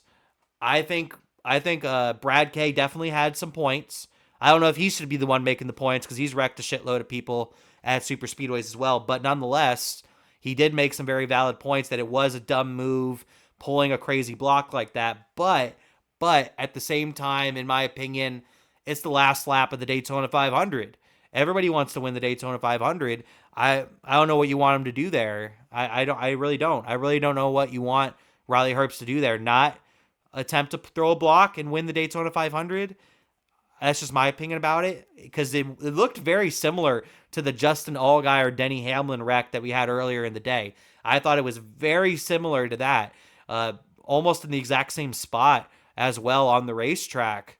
But the big difference is time. This was on the last lap coming to the checkered flag of the Daytona 500, so I feel a lot different about this than I did about the Allgaier Hamlin wreck, personally. I want to get the boys' thoughts on this, though. Tyler, how did we feel about the last lap as a whole, them not throwing the caution? And then the secondary question, how did you feel about that tri-oval wreck with Brad Kay and Riley Herbst? I'm proud of NASCAR for sticking to their guns and actually, not giving the win to Chase Elliott. And I say that as somewhat of a Chase sexual. So, you know, they could have easily thrown that caution and given the biggest race of the year to the biggest driver and the biggest everything they could hope for. I mean, he goes on to every single talk show you can think of and does all of the biggest shows and all that. So that would have been NASCAR's wet dream to have Chase win that race. So I'm very proud of NASCAR for sticking to what they wanted to do, or what they should have done, and not what they wanted to do at the end of the day. But the last wreck, that was, I don't know, man. I keep going back and forth. I can see why he did it. I understand why he did it. I get it. You're trying to win the Daytona 500. I think I agree with, I think it was Denny that said, I think that said he thought Riley probably still thought he had a chance to win that race. He probably did think he still had a chance to win that race. But I don't think it, like, wrecking into Brad was going to be the answer of it all. Like, we so badly wanted that last little, like, race, like, you know what I mean? Like, and it just was a wreck fest there at the end. And almost every single car that was involved in the Daytona 500 just didn't, like, come home in one piece. And that was the sour taste, a sour taste on that one. Yeah, I don't like it when it ends in a big wreck like that, personally. I like it when we get I don't mind if we get some wrecks at the end, because I just know that's par for the course when it comes to super speedway racing. But I don't like it when they wreck coming to the checkers, personally. I like it when we get a nice photo finish. I think there was a potential of a photo finish, maybe even a 3 or 4 wide finish, depending on how that all goes. So I guess I was pretty disappointed by that. And the no caution call, I think, was just great. I think NASCAR just need to be consistent now with that going forward, and it's just something I'm going to continue to worry about, I would say, going forward, and hopefully they can be consistent with that. But Cory, how did you feel about, first of all, them not throwing a caution on the final lap, and what were your thoughts about that wreck in the tri-oval involving Chase Elliott, Brad Kay, and Riley Herbst? I think NASCAR deserves a lot of credit, because I think at this point last year, all three of us were pissed off because they were different during every race. They would let it run one race, and the next race they threw it the second they crossed the second they got the white flag, they threw the caution because somebody spun. Right? And I think even you on Friday, you were saying that when 2 cars spun, they've never not thrown the caution. But they kept true to that standpoint the entire weekend, and that's all I asked for, and that's what they did. So I was happy with what NASCAR did. I think Michael McDowell and Travis Peterson deserve a shout, because they had a chance of winning the race before that caution even came out with 8 laps to go. And then that caution that did happen, like, I'm glad they didn't throw it, because it was in turn 1 and 2. And NASCAR should have had plenty of time to tell the spotters, at least 30 seconds, hey, when they take the checkered, make sure they slow down. Like, something, because it's not within, like, the remaining track. It's not dangerous to the race, the race for the lead, you know? So I'm glad they didn't do that. One thing that I think is not getting enough talking point, or not getting talked about enough, is the move Tyler Reddick made. Like, Tyler Reddick did a crossover. He went to the top of Zane Smith, and then when he got behind Chase Elliott, he faked to the top and went back down and went underneath Chase Elliott, and that's what won him the race. And obviously, Riley Herbst was a major impact in that. He got the momentum from Riley. But then going to that caution, going to the flag, I think when I saw it on TV, I thought it was a bad block. When I saw it from Riley Herbst's in-car camera, I think he thought he had that opportunity to pass Chase Elliott. But the thing that confuses me, or that makes me like, I don't know, like 60-40 on it, 60% Riley Herbst thought he had a chance to win, 40% it was a block, was when Denny Hamlin on Action Sentimental said that he barely touched the brake. And he did it to not push Chase, but at the same time, not pushing Chase, hitting the brake, and then saying you can pass and maybe win the Daytona 500, all can't be said at the same time. That's my only argument with that. Yeah, I would agree. I think him tapping, because I did hear Denny say that on Actions Detrimental when I took a listen to that yesterday. I think him tapping the brake was just a reaction to the situation, just a what would you call it? Just a very quick reaction on his part to like, oh, I don't want to push Chase Elliott. And that's ultimately what had caused the wreck. Who knows? Yeah, if he doesn't hit that brake and just makes the move a little bit earlier, maybe Riley Herbst wins his first Cup Series race at the Daytona 500. It would be like the second coming of Trevor Bayne, and Trevor Bayne was kind of like the second coming of Derek Cope. We've seen a lot of drivers that you would never expect win the Great American Race, win it, and have a wonderful moment. Look at Austin Cindric when he won his first one. I think Cindric's a lot better of a driver now, but when he won that first Daytona 500, I don't think anybody had him winning a Daytona 500 in his rookie campaign. So that would have been a really great moment for Herbst. It was a great moment nonetheless for him and 2311, because they all ended up hanging out in victory lane after the race, which was very cool to see. Even Corey Heim, who's a part-time guy. But we'll talk about that here in a second. But let me know your thoughts in the comments. How did you feel about the last lap of the Daytona 500? The two wrecks we had, should we have had a caution? Also, how did you feel about Riley Herbst essentially wrecking the front of the field at the end of this race with Brad Keselowski, Chase Elliott, Joey Logano, amongst many others? Let me know your thoughts in the comments. All right, let's talk about this post-race that we had with Tyler Reddick winning the Daytona 500. Tyler Reddick is your Daytona 500 champion.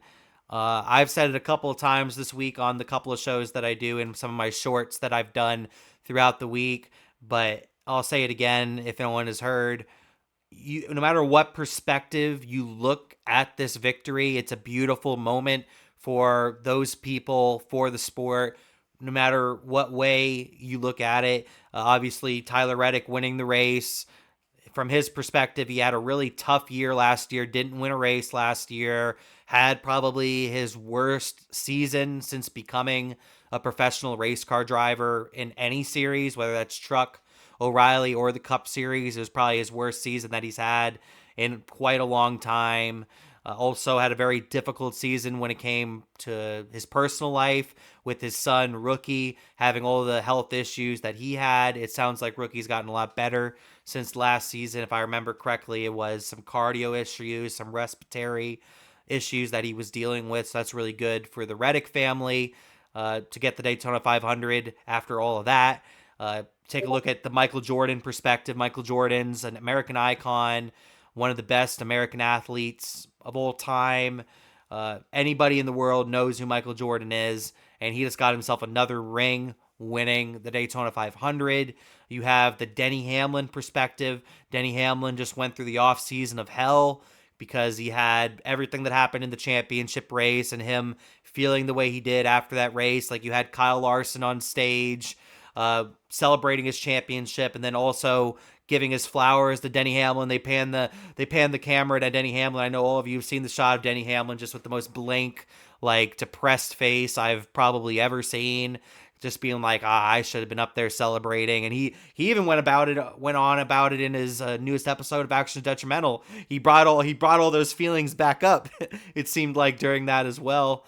everything that happened with his family. Obviously, he lost his dad in a house fire.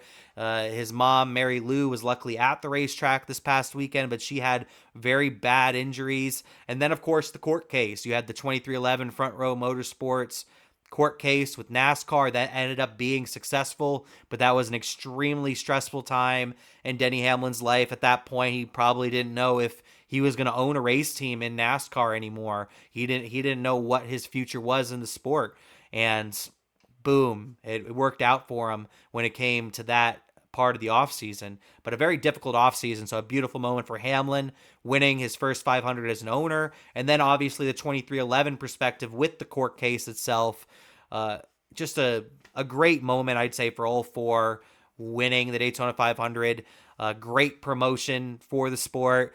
Obviously, there's some negative promotion, and everybody that's sending around that video of Michael Jordan messing with Tyler Reddick's son, Bo, screw you. You're a piece of shit. And y'all just want clicks. And that's what I'm seeing when it comes to that video.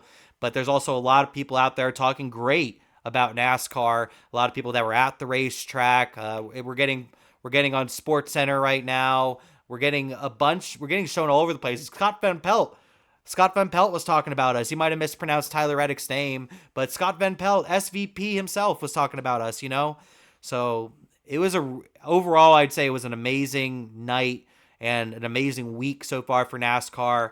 I don't know if Tyler Reddick has gotten any sleep yet. He's been traveling everywhere, doing every show you could imagine. If Pat McAfee was going on right now, I'd expect him to even hop on that because he's been on like every freaking show right now, I would say. I want to get the boys' thoughts on this from front to back. How did you feel about the celebration? How did you feel about Reddick winning? All the perspectives that we have for this beautiful win. All four 2311 drivers pulled up into victory lane to congratulate MJ and, of course, Tyler Reddick. How do we feel about it all? I'll start with you, Cory. How did we feel about Tyler Reddick is now your Daytona 500 champion? He doesn't want to be called Daytona 500 winner. Daytona 500 champion. He's earned the right. I think this is the perfect start that NASCAR needed to this season, to be honest. And with the lawsuits, with all the loss, with how dark and honestly it felt like forever this offseason went, like it was the perfect start. And honestly, especially for Denny, I think for Denny the most, like hopefully this was a good band-aid to everything that's happened to him in his life for the past few months. And then even with Tyler Reddick didn't win at all last year. And I remember the first thing he said to Denny, I think when he was driving down pit road, was just, not winning last year sucked. This kind of helps, And from the 2311 perspective, from the NASCAR perspective, and then you throw in Michael Jordan, and it's just like almost like a storybook ending to like a perfect beginning, right? Like with this being the first race of the year and all of those negative, sad stories happening, and and just even with Tyler Reddick's not winning at all last year, all of that got resolved week one. And you're seeing Michael Jordan celebrating, Denny Hamlin celebrating, Tyler Reddick celebrating, the whole sports community go, dude, Michael Jordan just won the Daytona 500 as a team owner. Like you're getting the whole world to forget about what just happened this last few months in the lawsuit and everything. And we're going straight into look at this sport now. Look at what it could be. Look at Michael Jordan having a blast with NASCAR of all things. Like, I don't know. To me, it's the perfect way to start a news story. One thing that I also thought that was pretty cool that I didn't really know about was I didn't know that Brad Doherty and Michael Jordan were teammates at UNC. So those two were teammates at UNC for the Tar Heels, and they both went on to be Daytona 500 champions as owners in the Cup Series, which is insane. That is insane to me. Those are the most North Carolinians in the history of the Carolinas. Like I that's crazy. That's a crazy stat. That's a crazy stat to me.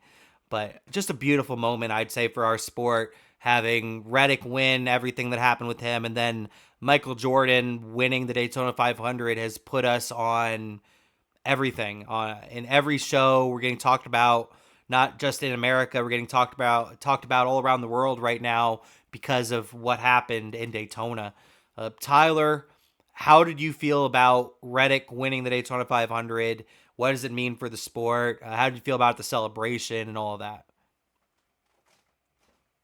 It was 100% needed for a 2311 car to park their vehicle in victory lane at the Daytona 500. There's no other way around it. Nailed it on the head. This summer was a dark summer for NASCAR. It was a dark summer for Jordan. It was a dark summer for the entire team. I mean, if you weren't mad at NASCAR, you were mad at Jordan. If you weren't mad at Jordan, you were mad at NASCAR. So there's a way for all of that just to come to a nice close and just put that box under somebody's bed and not bring it up for another 20 years until we go, hey, do you remember when Jordan fixed NASCAR because they sued him? Like, this finally just closes it all down and proves to everybody that Jordan wasn't just suing NASCAR because he couldn't make money because his team couldn't win. His team can 100% win and park it in victory lane on the biggest race of the year with no problem, right? The point of the whole lawsuit and the point of everything else was to make everything fair. And they did that. They pulled everything off, and they went and they started the year off with the biggest win of the year. And you can't do anything more than be absolutely excited and proud for the way that the NASCAR is going now. I mean, it's 100% thanks to Jordan and 2311 for the fact that we are getting any type of NASCAR change at all. Feel like we would be stuck screaming the same things we were last year if it wasn't for the lawsuit and everything that just happened. So it is 100% deserving win. We all know they didn't give it to him on purpose. That is not what NASCAR wanted. NASCAR had their chance on Sunday to pull that yellow flag out and take exactly what they wanted to do and give that win to Chase Elliott, and they didn't do that.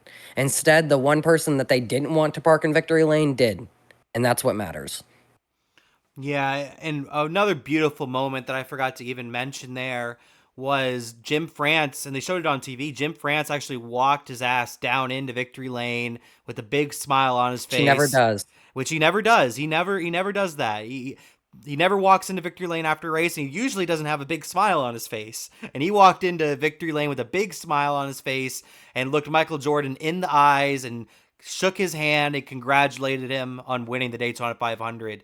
And some people might not even know that it happened if they didn't show it on TV, if they didn't take pictures of it.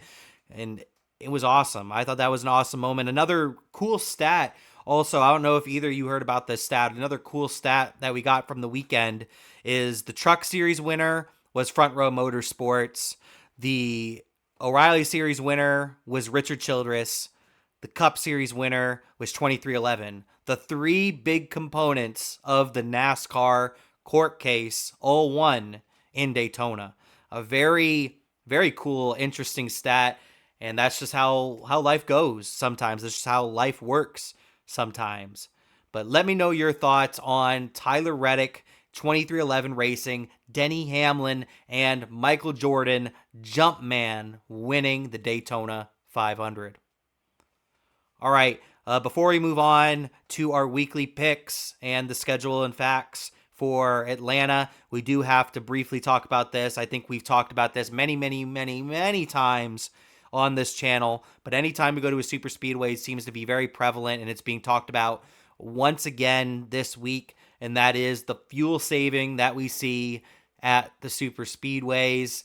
I'm completely against the fuel saving. I also do agree that with this year's edition of the Daytona 500, I think we saw a little bit less fuel saving this year than what we've seen in previous super speedway races. I definitely think the third stage got a little bit out of hand when the three Toyotas took over all three lines. I thought that was pretty bad. I think a lot of people showed their displeasure with that. I think most notably would be Mark Martin, who it looked like to me, I haven't listened to the whole podcast yet, but he has a new podcast on Kenny Wallace's YouTube channel. All of you should probably go watch it. It looked amazing. I watched the first 10-15 minutes while I was making graphics, and I turned it off. I looked over at it, and I turned it off because I'm like, all right, I'm going to want to listen to every word of this because Mark Martin was going in. It looked like also on Mark Martin's Twitter profile that he was watching the race, and then after he saw the fuel saving that he just turned the race off because he didn't make another tweet the rest of the night. I'm guessing he just turned the race off. I haven't gotten to that point in the podcast yet, so maybe he did watch the rest of the race and just didn't want to tweet about it anymore. But from just looking at his Twitter live during the race, I'm like, I think Mark Martin just turned the race off, and I don't think he's turning it back on. I think he's mad, and he was. I don't blame him. I don't blame him for being mad. I was irritated with the fuel saving too. I think we all want to get away from the fuel saving, even the drivers. And I think there's been a couple of suggestions made out there. The tires could maybe help with this. Them removing the cautions from the stages. Some people think it could help. Think that could help with it. Just making the cars overall a little bit more ill handling, whether that's something with the car itself or the tires. I think there's been a couple of suggestions made out there to how we could fix this. But I'm going to send it to the boys on this one. I'll start with Tyler. Tyler, first of all, how do we feel about the fuel saving at super speedways? And do you have any personal suggestions on how you would fix this? I mean, fuel savings at the speedways has been a problem for a while now, and there's got to be something that can be done. I don't have the answer for that. I don't know how to outsmart these pit crew or these crew chief members and these engineers, scientists they have now working, engineers, whatever, that work on these cars, because I can't tell you how to outsmart them. But something's got to be done. NASCAR's got to do something, because it can't be a parade for 300 or 180 laps or whatever it is, and then the last 20 laps just a wreck fest. Like, they obviously can't drive the cars, so I make it harder for them to handle. I don't know how you do it. I don't know how you do it, but they got to do something.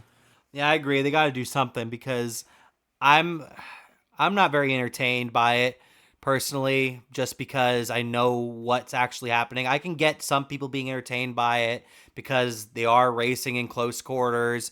They are going at a decent pace, even though they're not going full speed. But the way I look at it is, I'm like a racing purist, and if you're not going 100%, or at least trying to maybe save tires, or if you're not going 100%, you have to be at least saving some tires a little bit or something like that, but not going 40% throttle or 50% throttle like we're seeing. Like, I wouldn't be mad about like going 90% throttle, 80% maybe, even just to save a little tire, maybe even save like a lap or two of fuel. Because back in the day, people make this argument, back in the day, a lot of races at super speedways were won on fuel mileage. A lot of races back in the day, we didn't have these big packs. And I'll be like, yeah, that is true. But at the same time, back then, they were going 100% of the time. They were going 100% most of the race. Like, obviously, they were trying to save a little bit of gas here and there, but they weren't taking like 20, 30 laps just purely saving gas and just holding up the whole entire field. I don't like that. I'd rather have the old style Daytona Talladega, where there isn't really any racing and they're all just getting sideways off the corner, and then someone just happens to make it on fuel. I'd personally rather have that than what we have right now, even though that is probably less entertaining and it's probably not good to bring in new fans. But me personally, if it was only me watching, I'd prefer that over this personally. But Cory, and I don't really have a fix. I think the no yellows maybe could help, but I don't know if that's a for sure fix, because they might even just work around that. I don't know. But Cory, what are your thoughts on the fuel saving situation in NASCAR right now? And do you have any potential fixes for it? I mean, to be honest, it's just getting infuriating at this point. Like, especially being the first race of the year, the hype build up about the race. Like, everyone's looking forward to it. The off season happened. The Clash was a little bit of a mess. Like, everyone's like, the Daytona 500's right around the corner. The Daytona 500's 2 weeks away. And then it comes, and you're just watching them go 7 seconds slower than they can. And it's embarrassing. I was at work for the first two stages, and my coworkers were like, how is this entertaining to you? They're not passing each other. They're just beside each other. And I was like, yeah, it's wait till like there's 10 laps to go. They'll pick it up. And then they're literally, okay, well, tell me when there's 10 laps to go. And literally it happened exactly how I just said it was going to happen. Oh, they start wrecking with 10 laps to go. Like, it's not interesting until there's 10 laps to go. And it's embarrassing to say that about a professional sport, that they are not driving to their best abilities. They're just fuel saving. When I drive to and home from work when I'm worried about miles per gallon, that's fuel saving. When you're fuel saving because you're one lap too short, that's when you should fuel save. You shouldn't take the green on the first lap of a stage and go, okay, go half throttle, guys. It's embarrassing. It's not racing. They need to change it. Hopefully, getting rid of stage cautions changes it. I don't think it does, but I don't have any fix. It's just annoying. It's not racing. It's not.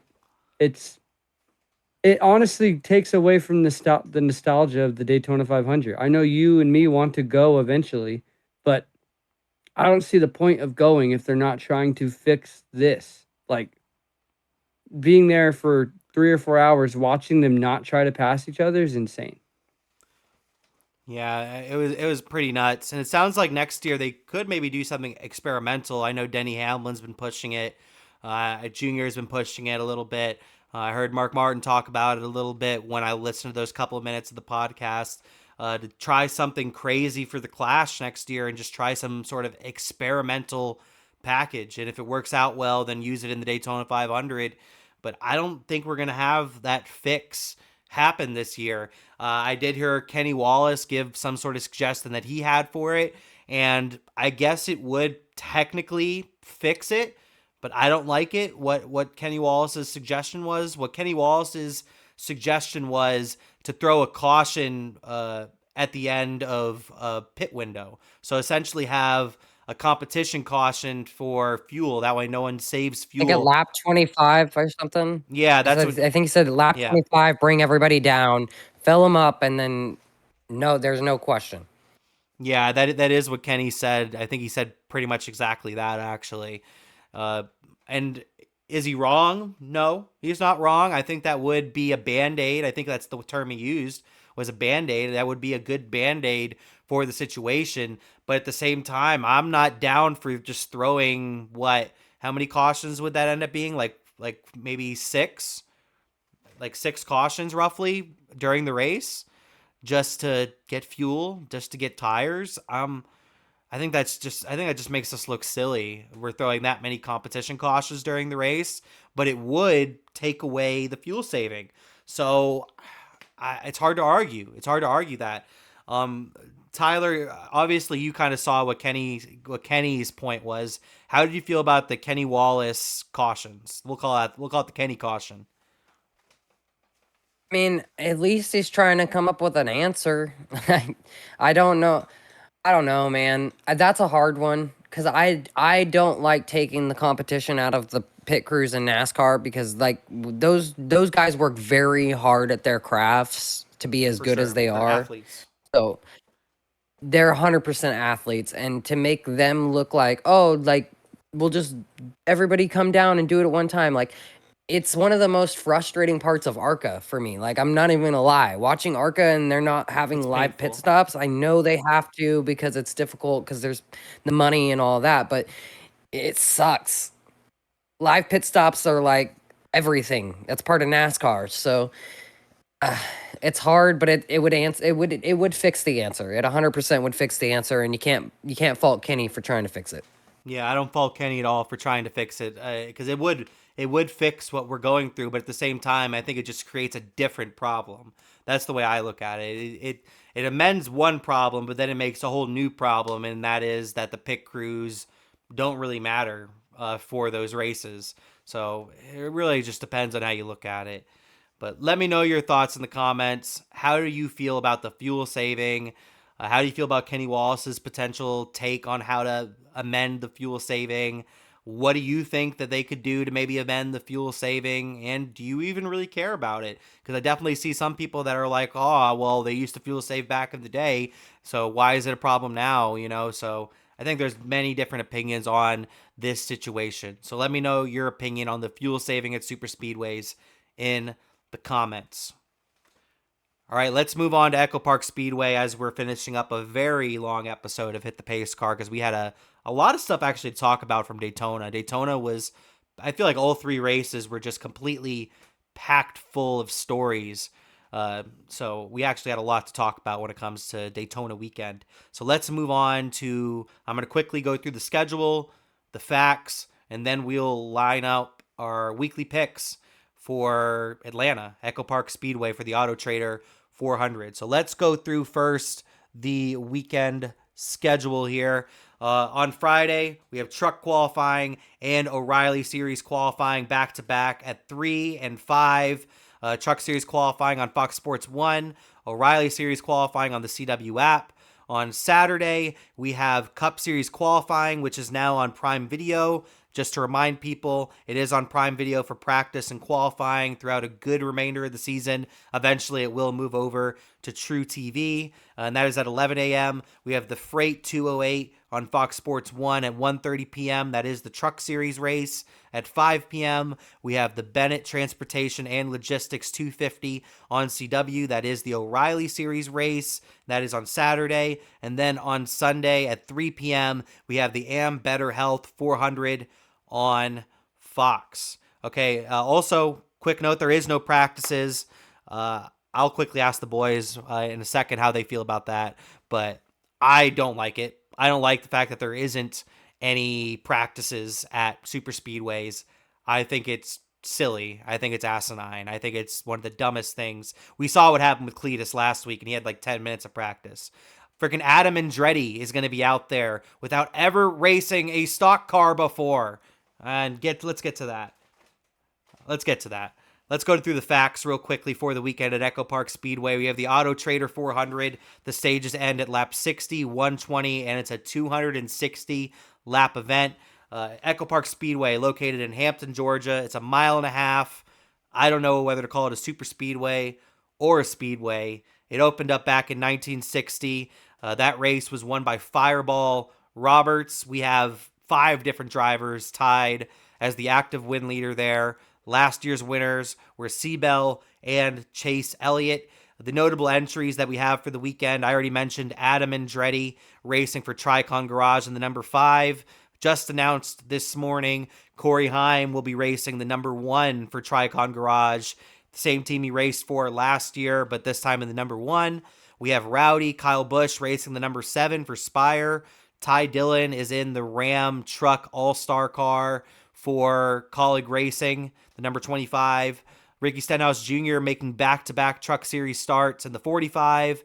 You have Jonathan Nemechek making back-to-back starts in the 62. And then the same thing with Carson Hocevar, back-to-back starts in the 77. We'll look at the O'Reilly Series. We have Ross Chastain racing for Jordan Anderson Racing in the number 32. And then in the Cup Series, we have J.J. Yaley, Casey Mears, and B.J. McLeod once again racing this weekend. The weekend weather report, Friday and Saturday, looks like there's a chance of rain, roughly around 50% for both of those days. And then for the Auto Trader 400, it looks like it could be a cold afternoon in Hotlanta, as the high right now is a little bit above 50 degrees with a 1 p.m., 3 p.m., 1 p.m. where I live, 3 p.m. start time on Sunday.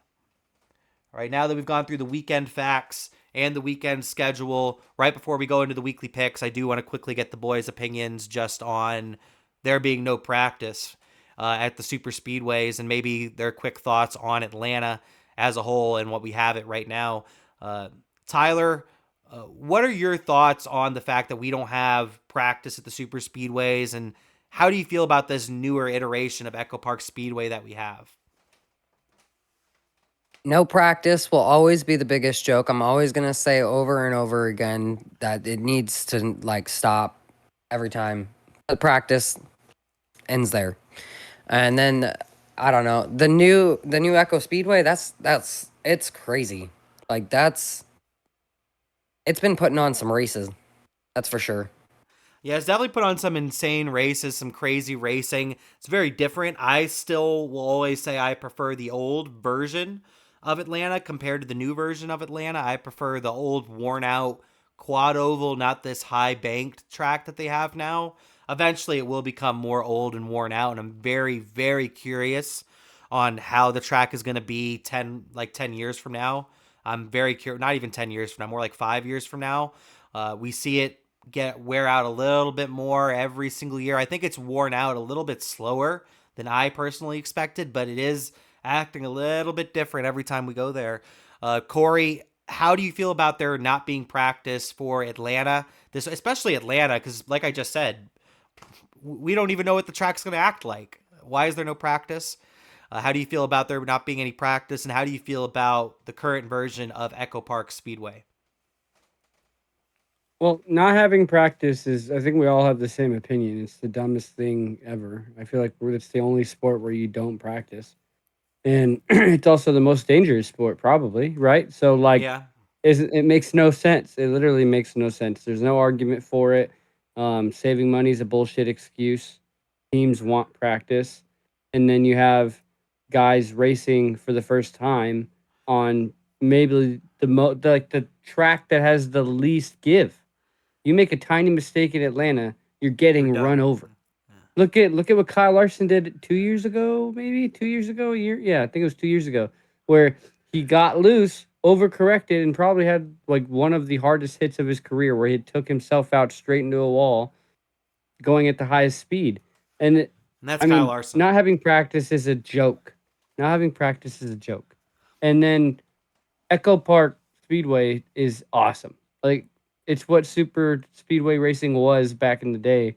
It's awesome. It's spotters say it's the most fun track to spot for or spot at, and it's just entertaining the entire race because they're going They're going at it. full throttle the entire race. They're trying to pass. They take the runs that they get and dive down and try to pass. It's entertaining at all times. I'm excited for this week. Yeah, I'm personally very excited as well. Junior likes to call it the hottest ticket in NASCAR, and I would agree. I think the people that are at that racetrack probably enjoy the crap out of that race. It's entertaining from front to back. It does have a lot of that old super speedway feel. It's also very different from every other track, but it needs practice, mainly because of what I said, how the track is just wearing out over time, the area that it's in. Because eventually we're going to get to that track and it's going to be completely worn down, and the drivers that are starting qualifying aren't going to know it. And that first qualifier is just going to go flying into turn one and slam the wall because there isn't any grip on the racetrack anymore. So I'm not a fan of there not being any practice, and I think fans have made that very clear, and I think NASCAR has listened for the most part. I don't know if they'll amend that this season, but I would be very surprised if they don't bring practice back on the super speedways, and maybe continue to increase practice back to similar to where it was. Because I don't think we necessarily need 3, 4, 5 practice sessions. I personally think every track needs at least an hour, at bar minimum hour. Me personally, I would like 1 hour before qualifying, and then another hour, a happy hour, if you will, after qualifying. That's personally what I would do. That's what I would want. I think that's what most people would want at the bar minimum. Probably even 3 practice sessions would be even better. But personally, what I would want would be 2 1-hour practice sessions per series. Every track, doesn't matter if they've been there before or not. That's just what I feel like, and I think they're just making a big mistake on that. But let me know your thoughts in the comments. How do you feel about the current version of Echopark Speedway? And how do you feel about there not being any practice at super speedways, especially a track like Atlanta? Let me know in the comments. All right, it's about time we move on to our weekly picks. This week at Atlanta Motor Speedway, who knows who's going to win? We kind of previewed it a little bit right there. Who knows who could win this race? I think there's many different drivers that can compete for the victory. But let's get into our weekly picks. Let's take a look at the weekly pick standings as they look right now, heading into Atlanta Motor Speedway post the Daytona 500 and Bowman Gray to start the year. This will be our first race of our first of 8. There's 8 different 8-pick series that we have throughout the year, and this will be the first of 4. And the first race of the 8 picks will be at Echopark Speedway. Then we have Circuit of the Americas. Then we have Phoenix, Las Vegas, Darlington, Martinsville, Bristol, and then we finish up at Kansas. So the way it works, just to go over it one more time, you can only pick one driver every 8 races. Obviously, for crown jewels and special events, you may pick whoever you want. But for these 8 picks, you can only pick one driver every 8 races. And this is the first race where you can use your Hail Mary bonus. Essentially, with the Hail Mary bonus, if you can pick your normal driver, then you can also have your Hail Mary bonus. But for example, if I pick Carson Hocevar to be my Hail Mary bonus, Tyler or Cory can deny that request. If they deny that request, I have either one more attempt to do it during that week, or I can save it for later. And if I decide to use that other attempt, I can say, for example, William Byron, who isn't a very big underdog and isn't really a Hail Mary pick.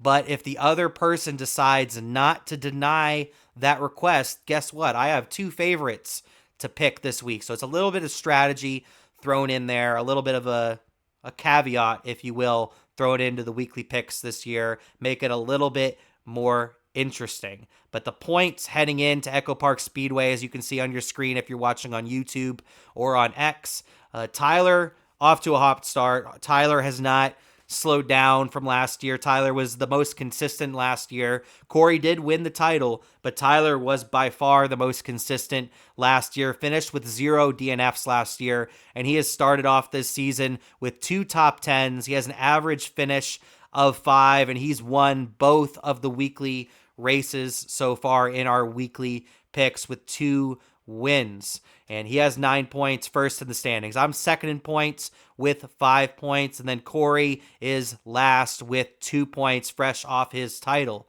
So Cory, since he has the least amount of points, he would actually go first in this scenario. So Cory, who is your pick for Echopark Speedway? If you have a Hail Mary pick, I'll be saving that when we're all done with our 3 picks. Who is your pick? Okay, I was just about to ask that. My pick is number 1, Ross Chastain. Ross the Boss Chastain is Cory's pick to win at Atlanta Motor Speedway, Echopark Speedway. I don't think it's a bad take. I don't think that's a very bad take. Ross the Boss Chastain is Cory's pick to win the Auto Trader 400. My pick will be, this guy was pissed last week. He was pissed. He let everybody know that he was pissed that he didn't win the Daytona 500. He's been so close so many times. And this guy, he's a full-blown out pimp. Now, he's a pimp. He's Pimp Keselowski. Brad Keselowski, the driver of the number 6 for RFK Racing. He is my pick to win at Atlanta Echopark Speedway for the Auto Trader 400. And now I'll send it over to Tyler. Tyler, who is your pick to win at Echopark Speedway? Give me Mr. Consistent himself, Mr. Chase Elliott. That's a great pick. Chase Elliott has won at his home track of Atlanta or Echopark Speedway twice. He did win in the summer race here last year, so that is not a bad pick at all. And now that we've made our picks, let's move on to a portion of the show that we have yet to do, and that is the Hail Mary bonus. And let's see if anybody takes a Hail Mary bonus. I will be skipping on my Hail Mary bonus this week. I will not be taking it, but I'll ask Cory and Tyler individually. Cory, are you going to take your Hail Mary bonus this week? Yes, I am. Okay, who is your Hail Mary bonus If I'm pick? allowed to. Yeah, we'll see if you're allowed to. Who's your first request? You happened to mention earlier, Carson Hocevar. Do I want it? I'll let you have it. Tyler, are you gonna let him have it, or are you gonna deny it? Let him have it. Let him have it. Go. Let's go. He's Happy. So Cory is the first person to ever be awarded a Hail Mary bonus here on Weekly Picks, and he has picked Carson Hocevar to win at Atlanta. So he has both Carson Hocevar and Ross Chastain. Carson Hocevar can get him bonus points for wherever he may finish. Tyler, do you plan on using up your Hail Mary bonus this week? Tyler is shaking his head in disapproval. No, Tyler will not be using his Hail Mary bonus this week. So me and Tyler can use our Hail Mary bonus at any place over the next 7 races except for COTA. We did agree right before the show started that we will also not be using Hail Mary bonuses at road courses. So Hail Mary bonuses will not be used at road courses and at super speedways. It has to be used once during every 8 race series, and then you're also allowed to use a Hail Mary bonus on whichever of the 3 remaining Crown Jewel events you want. So that could be either the Coca-Cola 600, that could be the Southern 500, or it could be the Brickyard 400. So we also have an extra Hail Mary bonus for one of those 3 events that we may use. So it's something kind of interesting that you should be following along for our weekly picks. But that'll do it for this week's edition. Just to go over. Hold on, before we leave, What's up? we almost left out the biggest news that came out across this weekend. And that is Mr. Harvick doing Speed Oh, yeah. again. I, Speed is returning on Fox. Not the drug, right? yeah, Not that, the I was drug. about to say it's the channel. Not the drug. It's the channel. Not the drug, but be there on Speed. Yeah, I was Hell yeah. I was baffled to see that. I guess we can quickly talk about that. I was baffled about Speed coming back. When I saw that logo pop up on the screen, I'm like, damn, they didn't upgrade their graphics in a long time. I'm waiting for Dave Despain and Jimmy Spencer to pop up on my screen. Like, that's what I was waiting on. Freaking Dave Roberts or whatever. John Roberts, not Dave Roberts. John Roberts. You know, I was waiting for one of those guys to pop up on my screen. And they're doing like a Speed podcast. I think him, Will Buxton are doing it. And they're not just going to be talking about NASCAR. They're going to be talking about all forms of motorsports, which is what Speed Channel was. I think this is a genius idea. You already have the branding, you already have the fan base, you already have everything that's behind Speed. I think it's a genius move. It looks like they're going to have Kyle Larson on for the first one. It looks like they're going to have Shane Van Gisbergen on for the first one. It looks like Dale Jr. is going to be on the first episode. So they have some pretty good guests lined up, it looks like, for the very first episode. I saw some pictures of it earlier. Cory, how do you feel about Speed coming back? I don't know if you really watched Speed when you were younger. I grew up on Speed Channel. When everybody was watching SpongeBob, I was watching SpongeBob too, but I was also watching Speed Channel, a lot of Speed Channel. That's how I gained a lot of my knowledge for NASCAR, was watching old races on the Speed Channel. I also remember watching practice on the Speed Channel. Oh! Something we talked about a little bit ago. Yes! But yeah, no, it's nostalgic. That's cool. I didn't even honestly know about that until Tyler just brought it up. I was just looking it up. That's awesome. That's very nostalgic, dude. That logo and you showing that logo, I'm like, damn, dude, the days back in the good old days. I can't believe this man has a Speed Channel freaking keychain. Let me see Yeah, that I keychain. do. Let me see that keychain again. I can't believe you have that. That's like such a deep cut. That is such a deep cut. Speed. They better bring back the website. They better bring speedtv.com back. That'd be cool. That'd be cool. They got to. They got to. I'm not surprised you didn't really hear about it, Cory, because they just showed it very briefly and talked about it for maybe a minute or two during the 500. They just kind of briefly brought it up. I think they brought it up after one of the stages, or maybe it was even pre-race when they brought it up. It was during the Daytona 500. I think it was race with Harvick. You might have been. It might have been. You might be right. I don't remember exactly when they brought it up, but I think it's great. They already have the branding behind it, but the only problem with doing something like that is if they fuck it up, everybody's going to let them know about it. Everybody and their mother will let them know about it if it's not good. I'd be very surprised if it's not good. You got Kevin Harvick, you got Will Buxton. As long as they actually, and I want them to talk about all motorsports. I don't want them to just talk about NASCAR, because that's what the Speed Channel was. I would love for them to talk about Formula One. I would love for them to talk about the IndyCar series. I would love for them to talk about local short track racing and dirt cars and sprint cars and late models and modifieds, all that stuff. I want to talk about it all, because I want to know who the next Connor Zilic is. You know, I want to know about all this stuff. So hopefully they do it right. Keelan Harvick. Keelan's going to be special. Keelan's definitely going to be special. But let me know your thoughts in the comments. How do you feel about Speed coming back in podcast form, essentially? Let me know your thoughts in the comments. All right, and that will actually do it for this week's edition of Hit the Pace Car. Potentially our longest episode of Hit the Pace Car ever, I think. It might be. It's definitely in competition with a couple of different episodes, almost roughly around a 2-hour episode here of Hit the Pace Car. So if you tuned in for this whole episode, you're a diehard fan of Hit the Pace Car, which would be very impressive, because we only get around at the most 100 views an episode. So I'm very impressed and a little worried that you might not be all there because you listened to us for 2 hours. That's insane, and I commend you for it. That's very impressive. But let me know your thoughts about everything we talked about here today, whether that's the Truck Series race, the O'Reilly Series race, or the Daytona 500. Let us know about Jimmie Johnson, your thoughts on JJ Superman retiring next year. Let us know your thoughts about Speed coming back, and give us your picks for Echopark Speedway this weekend. Just to go over our picks one more time, I decided to pick Brad Keselowski.